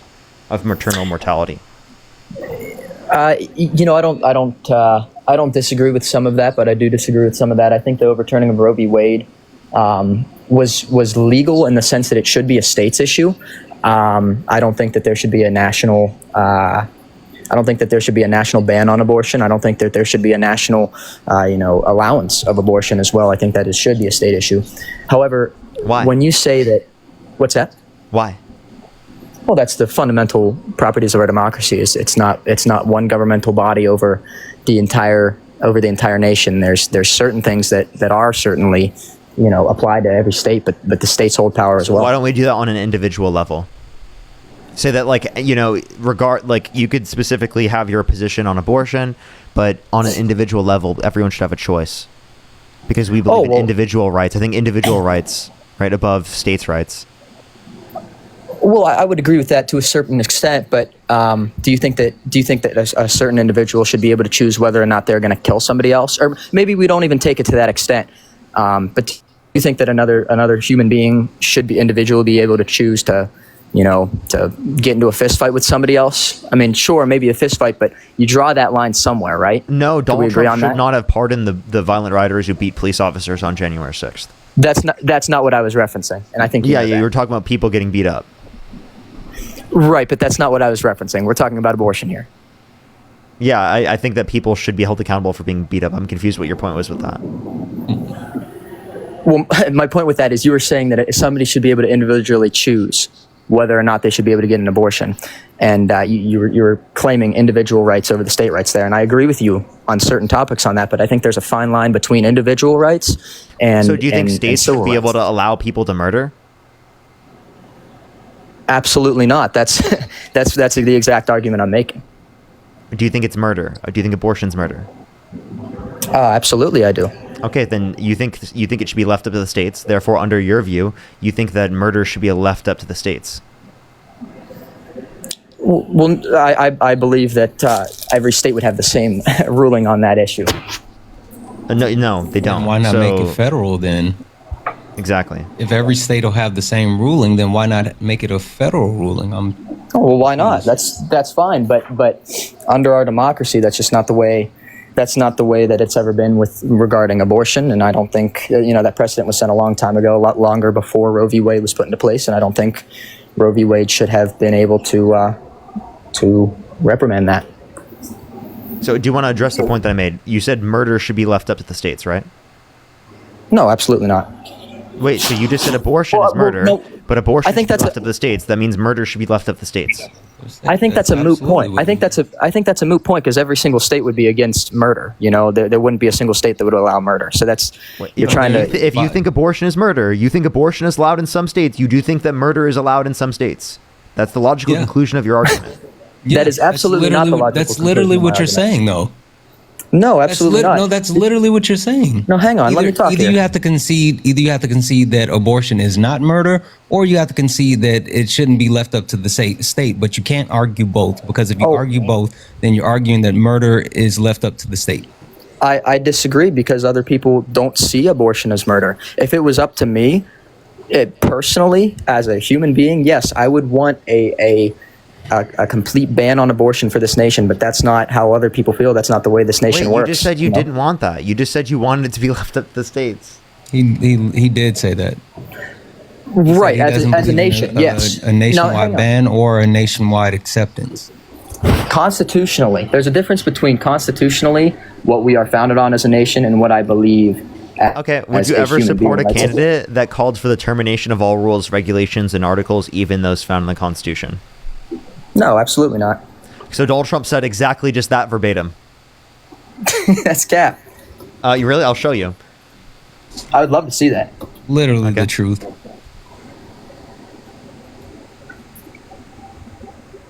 Let's show you right now. In the meantime, if you're on YouTube, hit that thumbs up. If you're on TikTok, tap that screen. It will help get it out to more people.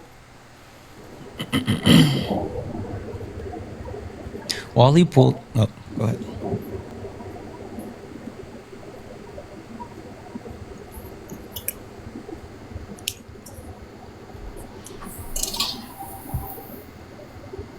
You see it? No, I can't. You should be able to. How can you not? Oh, there we go. Yeah, I see it. It says, so with the revelation of massive and widespread fraud and deception and working closely with big tech companies, the DNC, the Democrat Party, do you throw the presidential election results of 2020 out and declare the rightful winner? Or do you have a new election? A massive fraud of this type and magnitude allows for the termination of all rules, regulations, and articles, even those found in the Constitution. Our great founders did not want and would not condone false and fraudulent elections.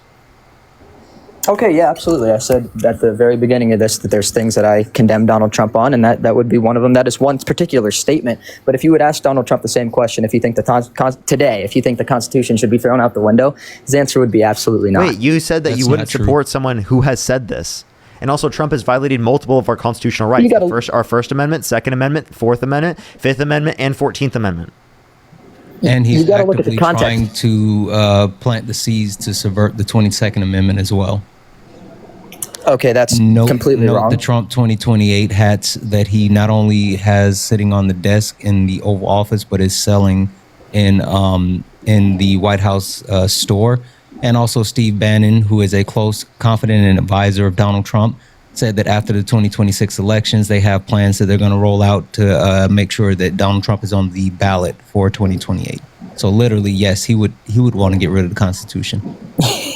That's a ridiculous statement because I could pull up multiple things that say he's not going to run in 2028 and that it is not constitutional. Then why is he selling Trump 2028 hats? Because it's hilarious and people will buy him. He's a good businessman. If somebody's going to buy the product, then he's going to sell it. Yeah, so you think it's okay to make money off of being the president while you're president? Well, he's not making money on being the president, right? Yes, Trump he is. 2028 has to have absolutely nothing to do with I'm his sorry, presidency. so I can give you multiple examples. The meme coin he dropped, the True Social has popularity and valuation because he literally is the president. No, wait, are you saying that you shouldn't be able to make money while you're the president of the United States? Off of being president outside of the salary. Yeah. You shouldn't profit off of it. And literally directly connected to Parker's point with the meme coin, if you actually purchase enough of the meme coin, then you get access to a dinner with Donald Trump. It's literally pay to play where you get direct access to the president of the United States, and there's no parameters around who can or can't. It's just who's willing to pay the most. I didn't know that. I have absolutely no knowledge on cryptocurrency or whatever meme coin is. But yeah, I think that would be wrong. But to the original point, I don't think Trump 2028 has anything to do with his presidency. Can I play this really quick, Parker? It's 29 seconds. All right. This is Steve Bannon talking. And again, you know who Steve Bannon is, right? I do not. Okay, Steve Bannon again is one of Donald Trump's closest confidants. He's an advisor for Donald Trump. He worked in his last administration. He literally went to jail for Trump because he did the Build the Wall fund and all this other stuff. But literally, he's one of the closest people to Donald Trump. Okay, sure. So let me ask you about Trump 2028. We have a 22nd Amendment, which bars anybody from running for a third term. Do you think that that's not a barrier for him, or how do you see that?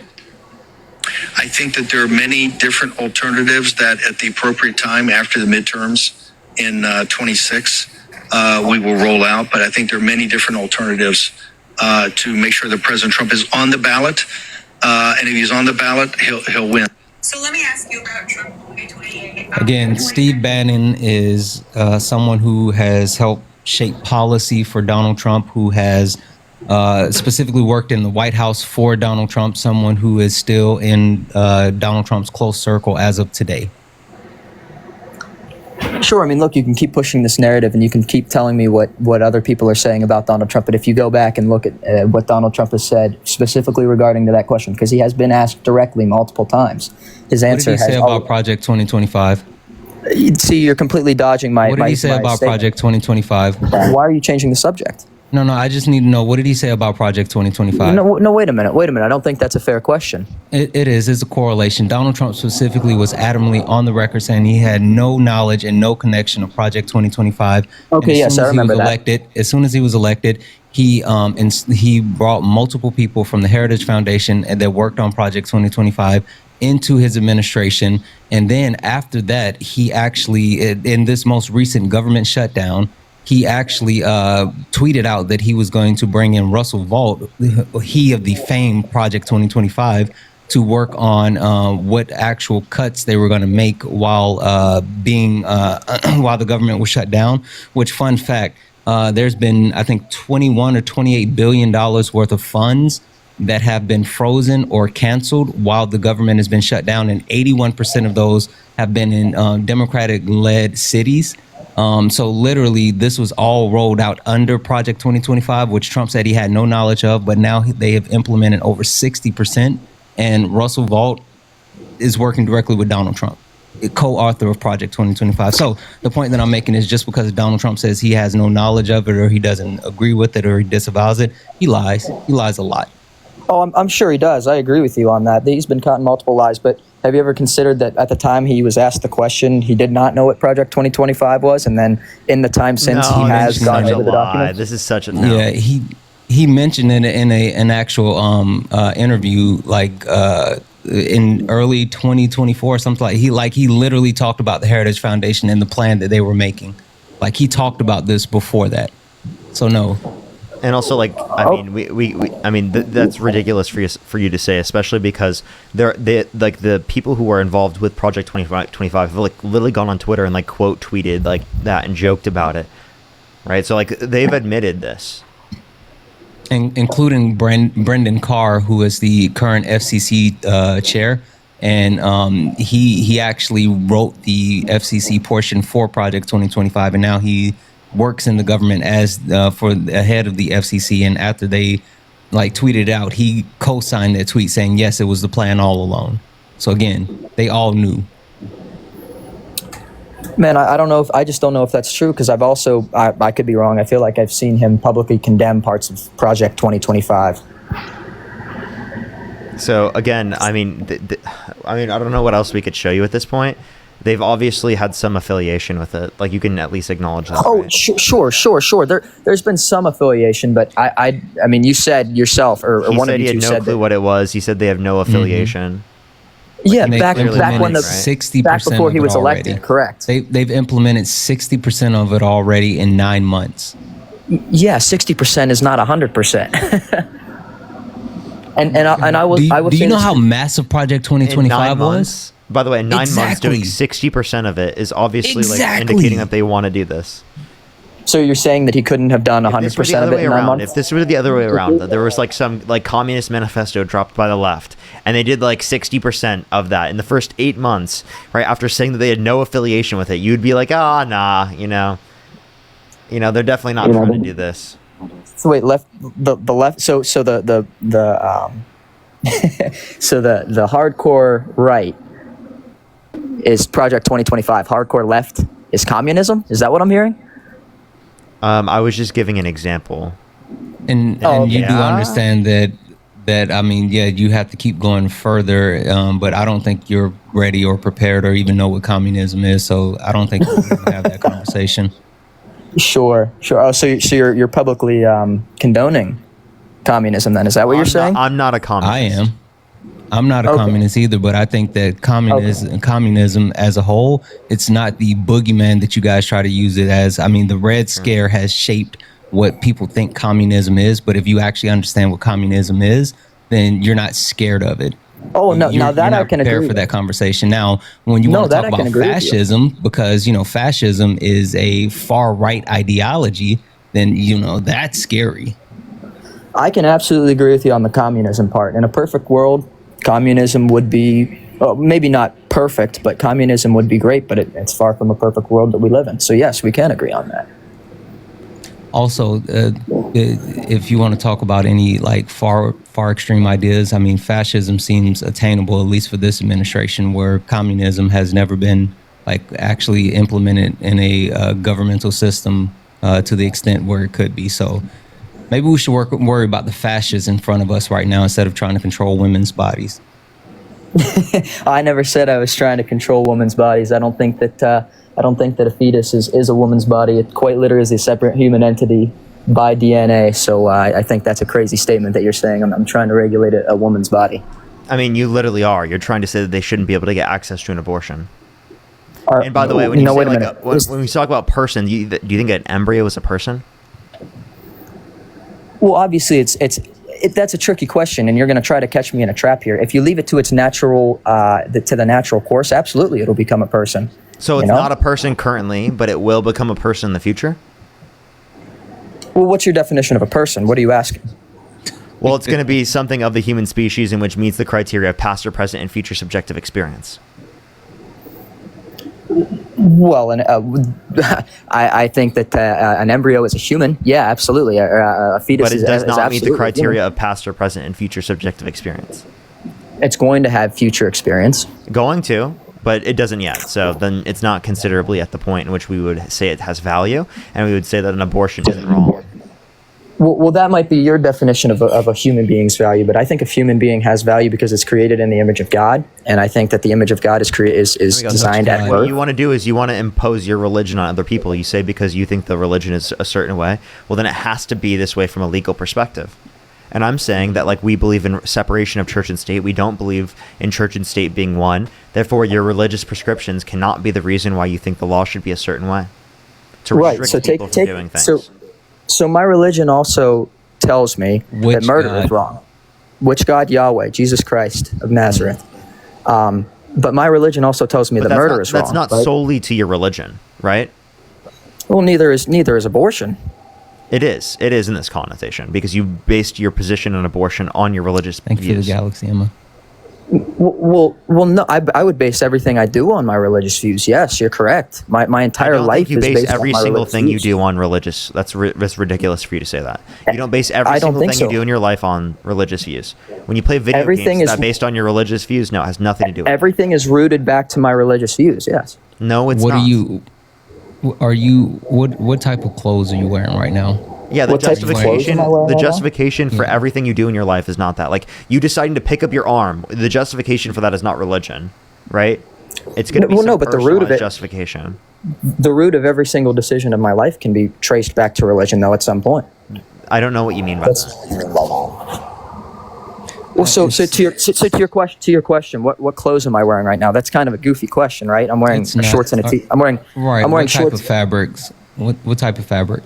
Well, the type of fabric is it doesn't matter because Jesus Christ, he delivered us from all the ceremonial laws of Leviticus, which That's were not what you true. were trying. Jesus said that he did not come to get rid of the law, but to uphold it. Right, the moral laws. So the moral laws being the Ten Commandments, not the ceremonial laws, which are the ones that are considered to be in like Leviticus, Deuteronomy, Numbers, all But that. at least at that time period, you think that was applicable. You think at that time period it was wrong for people to wear two separate fabrics?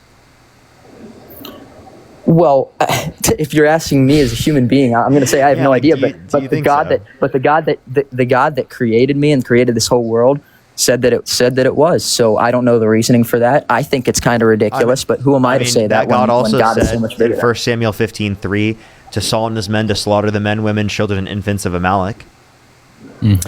That's large. Yes, you're right, and that's something I struggle with as a Christian, honestly. But that you could also read that as largely. It's more of an analogy. I don't think they literally Analogy? killed every single. So what is Maybe an that's not the right analogy word. for? It's more. I'm sorry, not an analogy. It's more figurative speaking. It's not For literal. what? It's An not. analogy for making sandwiches. What is it figurative for? Like, what is it trying to prove? Well, it's trying to prove that those people should have followed God's law, and there's consequences for not doing it. Why can't you prove it in a way in which doesn't include literally commanding people to commit genocide? Yeah. Also, if God is so perfect, then like, why does he put like everyone in like fucked up positions to have to make like horrible decisions? Like, why not just make things all perfect? That's a great question. That's a fantastic question. My answer to that, I'm going to first say I do not know, but the way I've come to knowledge of that, or the answer that I've come up with for that, sorry, I'm stuttering a lot, is we live in an imperfect world, and that imperfect world is due to human beings' disobedience from God. We have gone against the natural orders that God has put in place for us, and because of that, we live in a broken world. I think we both can agree we live in a pretty messed up world, right? And I don't think that's a consequence of God. I think that's a consequence of us rebelling against God, because God has given us free will. Oh, yeah. Well, to an extent, yes. I have a few things for this. A few things for you here. In terms of this. So, one, it is a result of God, because God went from the state in which he existed alone to a state that was imperfect, because he decided to cause creation into existence. Okay? So it wouldn't make sense for God to go from a standpoint where he exists alone and all in which exists is perfect, to a standpoint in which all in which exists is not perfect, because there is perfection in terms of God plus imperfect human beings in the imperfect world that we live in. So it wouldn't make sense to go from point A to point B, given that he desires point A more than point B, right? He could only desire to go to areas in which would be more desirable. He couldn't desire to go to areas in which are less desirable. That would be contradictory. So if point B is less desirable and point A is more desirable, he will never move from point A to point B. It would be contradictory if he's all-knowing, all-powerful, and all good. And perfect. Well, I think your logic is a little bit flawed there. When God created humanity, he didn't want to create robots. That wouldn't be a loving God, right? If God were to create us without a free will, if we were forced to do things, I think that's not a loving God, you know? And to that point, if I were to say you're that we didn't have misunderstanding my argument. You're misunderstanding my argument. I'm saying he would never create. You're saying he would never create. Yeah, he would stay in point A. Point A is perfect. There's no more desirable state than perfection. Okay? If point A, where God exists alone, is perfect, well, then there's something called divine paralysis, right? He will never move from that standpoint intentionally, because either the state in which he would move to, point C, would be perfect, meaning it would be the exact same level of value. So it would be random for him to move from one state to the other state, right? Or, right, it would be the case that it would be contradictory because it's less desirable, i.e. imperfect. You said we exist in an imperfect world, meaning there's flaws in the world. So point B is there's flaws in the world, or there will be flaws in the world, meaning that it's an imperfect point, right? If point A is perfect, God's existence alone, God will never choose to go from a perfect state to an imperfect state, because the imperfect state is less desirable in terms of existence than the perfect state. And it necessitates that it moves from point A to point B because it necessitates creation, right? God causes the universe intentionally. Here's how I would challenge that. And maybe this isn't exactly the right way or what you're trying to say, but here's how I would challenge that. In the same realm, God is in heaven, right? Or I believe that God is in heaven. I believe that Jesus is in heaven. And he could have stayed there forever and not worried about the world, right? By your knowledge, that's what he should have done. Or by your logic, that's what he should have done. But he loves us so much that he sent Jesus down to die for us. He sent his son, and Jesus willingly came down to a suffering, broken world. And he subjected himself to a bunch of pain. And every bad thing that we subject ourselves to, he subjected himself to. So to say that a perfect God will not step down from perfection, I think that's just a flaw in your logic. No, it's literally logically impossible for a perfect God to do that.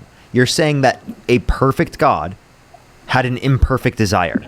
A desire for an imperfect state over a perfect state. What is an imperfect state? It means that they have flaws, meaning that they have less desirable characteristics. So how could something be less desirable and more desirable simultaneously? That is literally contradictory. Every reasonable aspect of your brain should show you that there is no reasonable element to that. Right? Literally, you cannot go, divine paralysis states you cannot go from the perfect state to an imperfect state. You could say that God could create a world. We could give you another argument, like God could have created heaven rather than earth, and there's free will in heaven, yet there's no sin, right? We could give you that argument, but this is an argument where it makes no sense for God to even move from point A. So your terminology, your divine, or I forget what you said or how you worded it, but divine paralysis. Yes, divine paralysis, right? So this theory, I never heard this theory before tonight, but in that logic, God is still in heaven, right? So before he lived in a perfect state. He still now lives in a perfect state. He's in heaven. He is not in this world. The only time he came down to this world was willingly to save us from it, right? Sorry, let me clarify the state of affairs, the state of all conditions that are occurring in reality. Okay, the state of all conditions that occurred in reality prior to creation, right? All perfect. After creation, there wasn't reality, but reality. What are you defining as reality? Because reality wasn't a thing before creation. All things in which exist. There were things in existence. God existed. Right, God existed. So reality existed. So within reality, everything within reality, perfect. There's no flaw within reality. I think there's a difference between God's reality and our reality. Like reality, I think there's a difference in definition between what your do you mean reality. by reality? Because we're talking about all things in which exist. So in the connotation that I'm referencing in terms of reality, there is no distinction. It doesn't make sense to say that there are two different realities. Well, I think it absolutely does. I think not in the way that I just used the term. I think there is. I would disagree. Because there could be something out that exists outside of all things that exist. That makes no sense. What does all mean? Right. I understand what you're saying. What I'm trying to say is, for you to say reality, I don't think that's a fair term to use in saying that it's all things that exist, because there are innumerable things that we don't know that exist. You know. Yeah, and if they exist, that they would be within reality under my prescription here. Okay, if that's what your definition of reality is, then fine, sure. Yes, that's my definition of reality. Okay? So all things within reality, under this notion of reality, are perfect when God exists alone. Okay? If all things in reality are perfect, then it would make no sense from God to go from reality A, point A, to point B, where everything within reality is now not perfect. There's some aspects of reality that are imperfect. Some aspects of reality that are perfect, but some aspects of reality that are also imperfect, meaning that you're going from a state in which all things considered is perfect to a state in which is all things considered not perfect. You compare a state in which a state of affairs in which is all things considered perfect and a state of affairs in which is all things considered not perfect. Which state is more preferable? Okay, right, but you could use the same argument, and you could say, okay, you could say, why would Jesus ever come down to earth? Why would Jesus ever step aside from his state of perfection to come down to a suffering world? No, it wouldn't make sense for God to create in the very first place. I don't understand what your point is with this. It makes no sense for God to create because I'm asking you, what state is more preferable? A perfect state of affairs or an imperfect state of affairs? So I understand your question, and I understand where you're going to go with your question, but I also wouldn't say, okay, I will. I wouldn't say that God created evil, right? I would say that evil might have just been a thing. These are questions outside of the context of what I'm talking about. No, they're not. Because hang on a second. No, it's not. The only question I'm asking you right now is what's more desirable, a perfect state of affairs or an imperfect state of affairs? I'll answer your question, but you're not understanding my viewpoint here. Obviously, a perfect state of affairs is more desirable. However, I don't know if a perfect state of affairs has always been the case. As I stated, God did not create evil, right? So evil could have been a thing, When God existed alone, was there a perfect state of affairs? Exactly. Was there evil when it was just God? I would have to brush up on my I would have to brush up on my theology, but I'm not so sure that God has ever been alone. I'll give you the best argument I've ever heard. Someone provided a distinction between a perfect being and a perfect state of affairs. They're saying, there could be a perfect being, but it doesn't meet the criteria for a perfect state of affairs, which makes no sense. Because the way that in which you define a being... I agree, that makes no sense. Right? Yeah, I agree. The way in which you define a being, right, would mean or include a state of conditions or affairs, right? Right. So you're still designating that it's not a perfect state of affairs, right? So I don't know if there was ever a perfect state of affairs. Is essentially like... Well, I don't know if there was ever a perfect state of affairs, is what I'm saying. God lives in a perfect state of affairs in heaven, but outside of that, even back before he created the heavens and the earth, I don't know if you could say if it was a perfect state of affairs. Okay, then God wasn't perfect. Well, no, I wouldn't say that. If you could give me scripture that would say that when before God created, God is flawless. No. I obviously know that there's scriptures for that, but if you could give me a scripture that said that before God created the world or reality, the state of affairs was perfect. Does God lack anything? Does God lack anything? Isaiah 45:7. Could you read that for me? From the light, I form the light and create the darkness. I make the well-being and create the clemency. I am the Lord and who does all these things. He literally just said that he made good and evil. No. He said the light and the darkness, meaning the day and the night. No, bud, that's not. He's not talking about actual light and darkness. He's talking about good and evil. Well, hang on. I would to that point, I would encourage you to read Genesis, the book of Genesis, specifically chapter 1. If you give me a second, I could give you the verse. It's verse 3. Then God said, "Let there be light," and there was light. And God saw that the light was good. And God separated the light from the dark. And God called the light day, and the darkness he called night. He's not referencing good and evil there. He's literally referencing day and night. Not there, but if you read the rest of Isaiah 45, he's literally talking about the things that are connected with the light and then also the things that are connected with the darkness. And those are actual good and evil references. Okay, I'm not going to disagree with you just because I'm not educated. I haven't read Isaiah 45 in a long time. I haven't read through the book of Isaiah in a long time, so I can't speak exactly as to what that's referencing. But if I had to guess, it would be the same in the same context as Genesis. And even in 7, it says here, "From the light I create darkness, I make peace, I create evil. I, the Lord, do all these things." That's the translation. Whoa! What chapter? What book is this? This is Isaiah 45:7. Isaiah 45:7. Okay, hang on a second. Actually, you don't have to hang on. I'm not going to... I do have to get going here too, but I did just want to make the point that, please think about this. because genuinely there is no good response to this. Like, this has been something that's like been a theological based argument for a long time. I don't understand what the argument is against this. And if someone could provide me an argument against this, right, well, then I would think it's possible, right, at least to a greater extent, right, for Christianity to be true. But given this argument, it's literally impossible given that you think that God is perfect.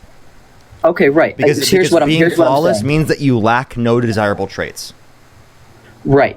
And here's what I'm saying. If this has to be the final remark, this can be the final remark. I appreciate your time. I appreciate your knowledge, and I think this discussion is great. What I'm saying is, I don't think that necessarily evil was a thing that God created, right? I think that evil was a thing even when God existed before his creation, right? So I don't think that your argument can apply here, because there never was this perfect state that you're talking about. God is perfect, right? But this perfect state that you're talking about, I don't think that... What's that? Okay, so God's existence was not a state in which is perfect. Well, no, I'm not saying that. Of course, God. But is God the creator? Like when you say perfect state of affairs, you mean all in which exists is perfect. Right. Yes, but that's what I mean. But I'm not saying when God existed alone, all in which existed was perfect. I'm not. What I'm saying here is I'm not so sure God existed alone at any point in time. If God didn't create evil, then it had to exist along with God even before God created. Do you understand? You see what I'm saying here?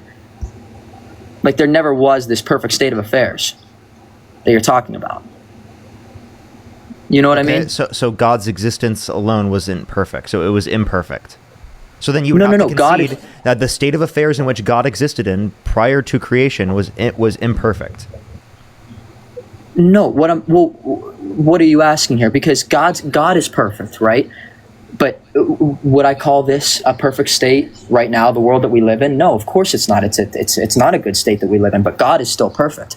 I'm saying that applies even before his creation. This doesn't make any sense to me if you look at it from this perspective, where God exists alone. The only thing in which exists is perfect. It would, again, not make any sense for them to go from a state in which is all things considered perfect to a state in which is not all things considered perfect. That's I agree with you that a perfect state is less desirable than an imperfect state, which is contradictory, because an imperfect state is a less desirable state of affairs because it either lacks something desirable or has something that's less desirable, because that's what a flaw is. Right. A flaw Yes, is something I understand. in which you lack desirability, or it's something in which you have that's undesirable. I agree with your logic. I agree with that. Here's where I disagree. You keep saying that God existed alone in a perfect state of affairs. I'm saying that God never existed alone. If God didn't create evil, makes no sense, because there was something prior to okay, God's eternal. Is creation eternal? No. What other existence is eternal outside of God? This is back to the point. This is back to the point where there is none. So there's going to be a point where God exists where nothing else exists. No. Hang on a second. I said at the very beginning, I don't think God created evil. So if God didn't create evil, it didn't stem from him, right? It's not in the Bible. I read it to you, Isaiah 45:7. No, if you read, I can't remember the exact reference. It's in the book of James, I think, chapter 2. Go look at Isaiah 45:7. All good things stem from the hand of God, and all bad things stem from the hand of human man. That's not the exact scripture. That's probably not even. That's fine. Now go read Isaiah 45:7. I will do a lot of research into that. I have it written down. I don't think I can explain this in a way you're going to get it. I'm going to get off for today. Like, genuinely, like, I don't know how other way I could explain it. I think I'm explaining it in the most simplistic possible way. You are. But he's pushing back on it because it doesn't fit his narrative. No, that's not true. I genuinely do want to understand why this argument is so confusing to people, because I think it's really simplistic and I think it makes so much sense, and it's one of the main reasons why I can't understand why, like, I would be Christian, because I for a huge portion of my life wanted to justify Christianity. I used to go to church twice a week when I was a kid. And I couldn't do that because of, the problem of evil, because of this. And I think this is the strongest argument, most simplistic and easy argument to understand, where, you can't give a condition of like, oh, there's free will in existence. Free will doesn't relate to this point. And even if you did, I mean, you can bring up points for that. Like, God has free will. God's perfect. God never does something wrong. So it's logically possible for a being to exist where they're perfect, where they have free will and they never do sin. So it's logically possible for God to create beings in which are perfect, which never do something wrong, right? And they still have free will. That's logically possible as well. That's what heaven is. Heaven, no sin. There's still free will in heaven, right? What's your question? Is there free will in heaven? Is there free will in heaven? I would say that there is.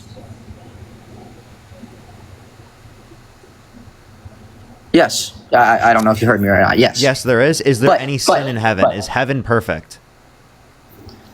Heaven, by definition, is a state of perfection. Yes. Okay, so there's perfection without free will. Do aborted babies go to heaven? Whoa. There's perfection without free will?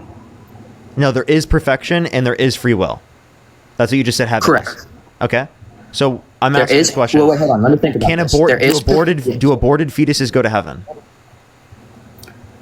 The Bible doesn't speak to that. If I, as a human, if I, according to my current knowledge, had to answer that question, I would say yes. However, I couldn't give you any scripture that backs that up, and I'm not sure if that answers. That's true. I mean, that's what you'd reasonably expect. Yeah, I know the Bible doesn't say anything on it, but most people would reasonably expect that to be the case. Okay, so in terms of that, right? If aborted fetuses go to heaven, right? It is the case that they specifically would never experience Earth, and yet they would be able to experience a state in heaven where there's free will and there's no sins and it's perfect. Okay. So God could have sent every single human being directly to heaven without sending us to earth in the very first place. We all have free will. There is no sin, but in the same way that he sent aborted fetuses to heaven. Why can't he do that? Okay. That's better than sending us to earth where we are in an imperfect world. Sending us to a perfect world is better than sending us to an imperfect world. Right. I understand that argument, and I think that's a very well put together argument. Here's what I have. Here's what I would say against that. And then I'll let you respond, and I do actually have to get going. Okay. Yeah. And I appreciate you taking the time to talk to me. Like I said, I'm not knowledgeable about a lot of things. Christianity is one thing I am, but I appreciate you taking the time and having this conversation. The one thing I would say to respond to that is, heaven is a place, right? It has perfection and it has free will, and there is free will.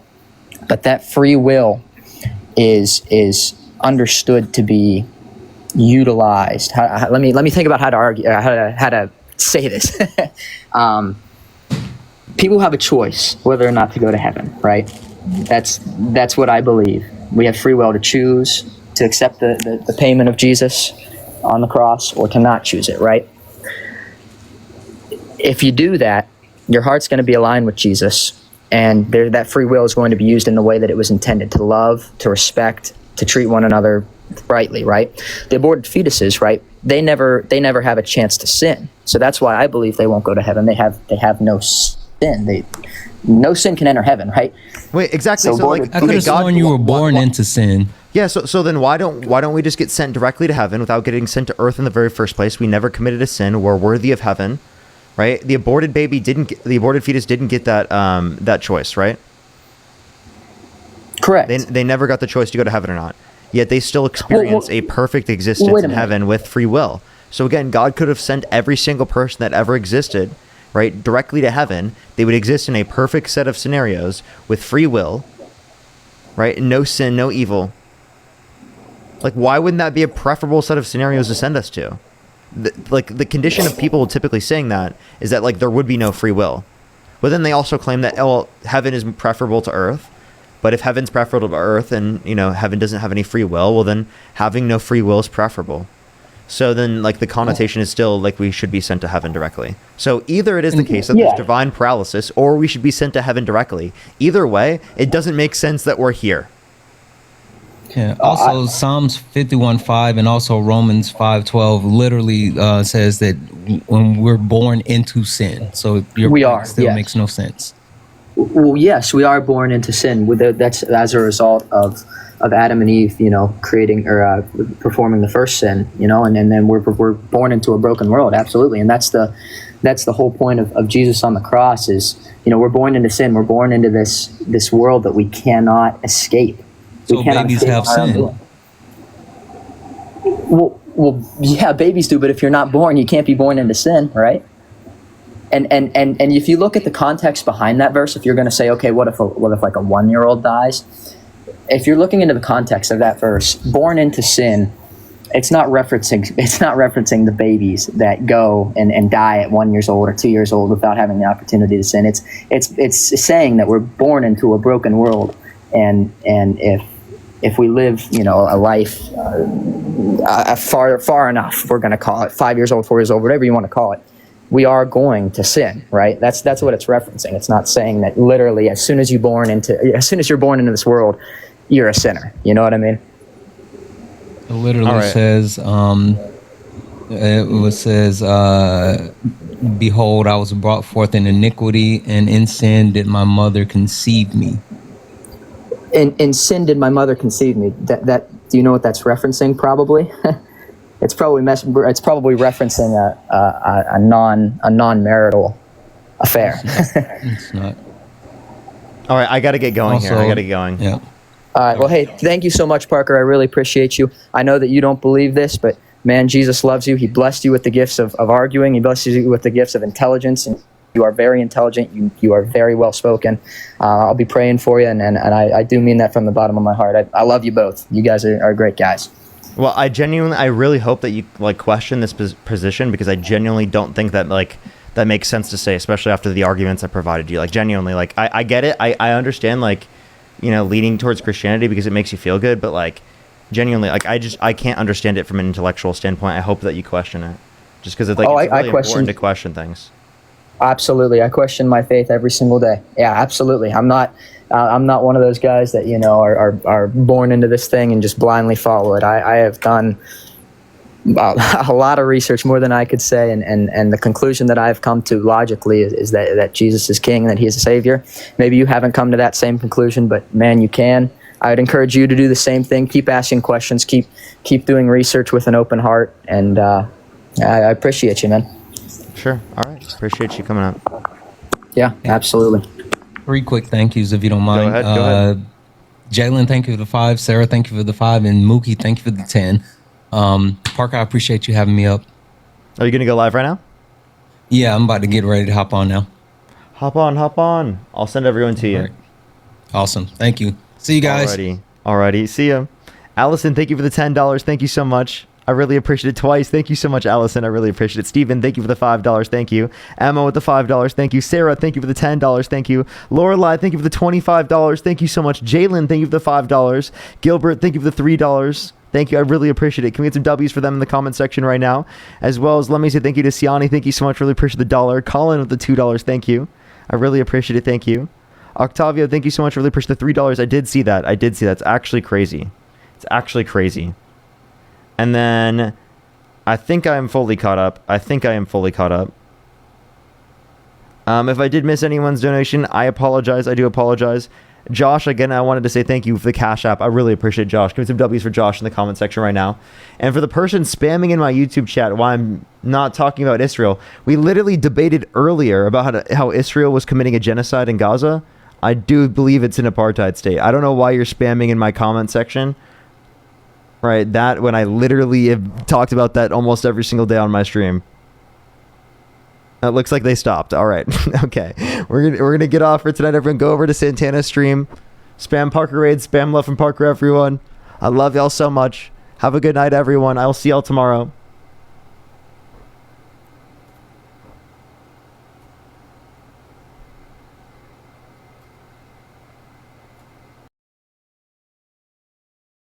All day.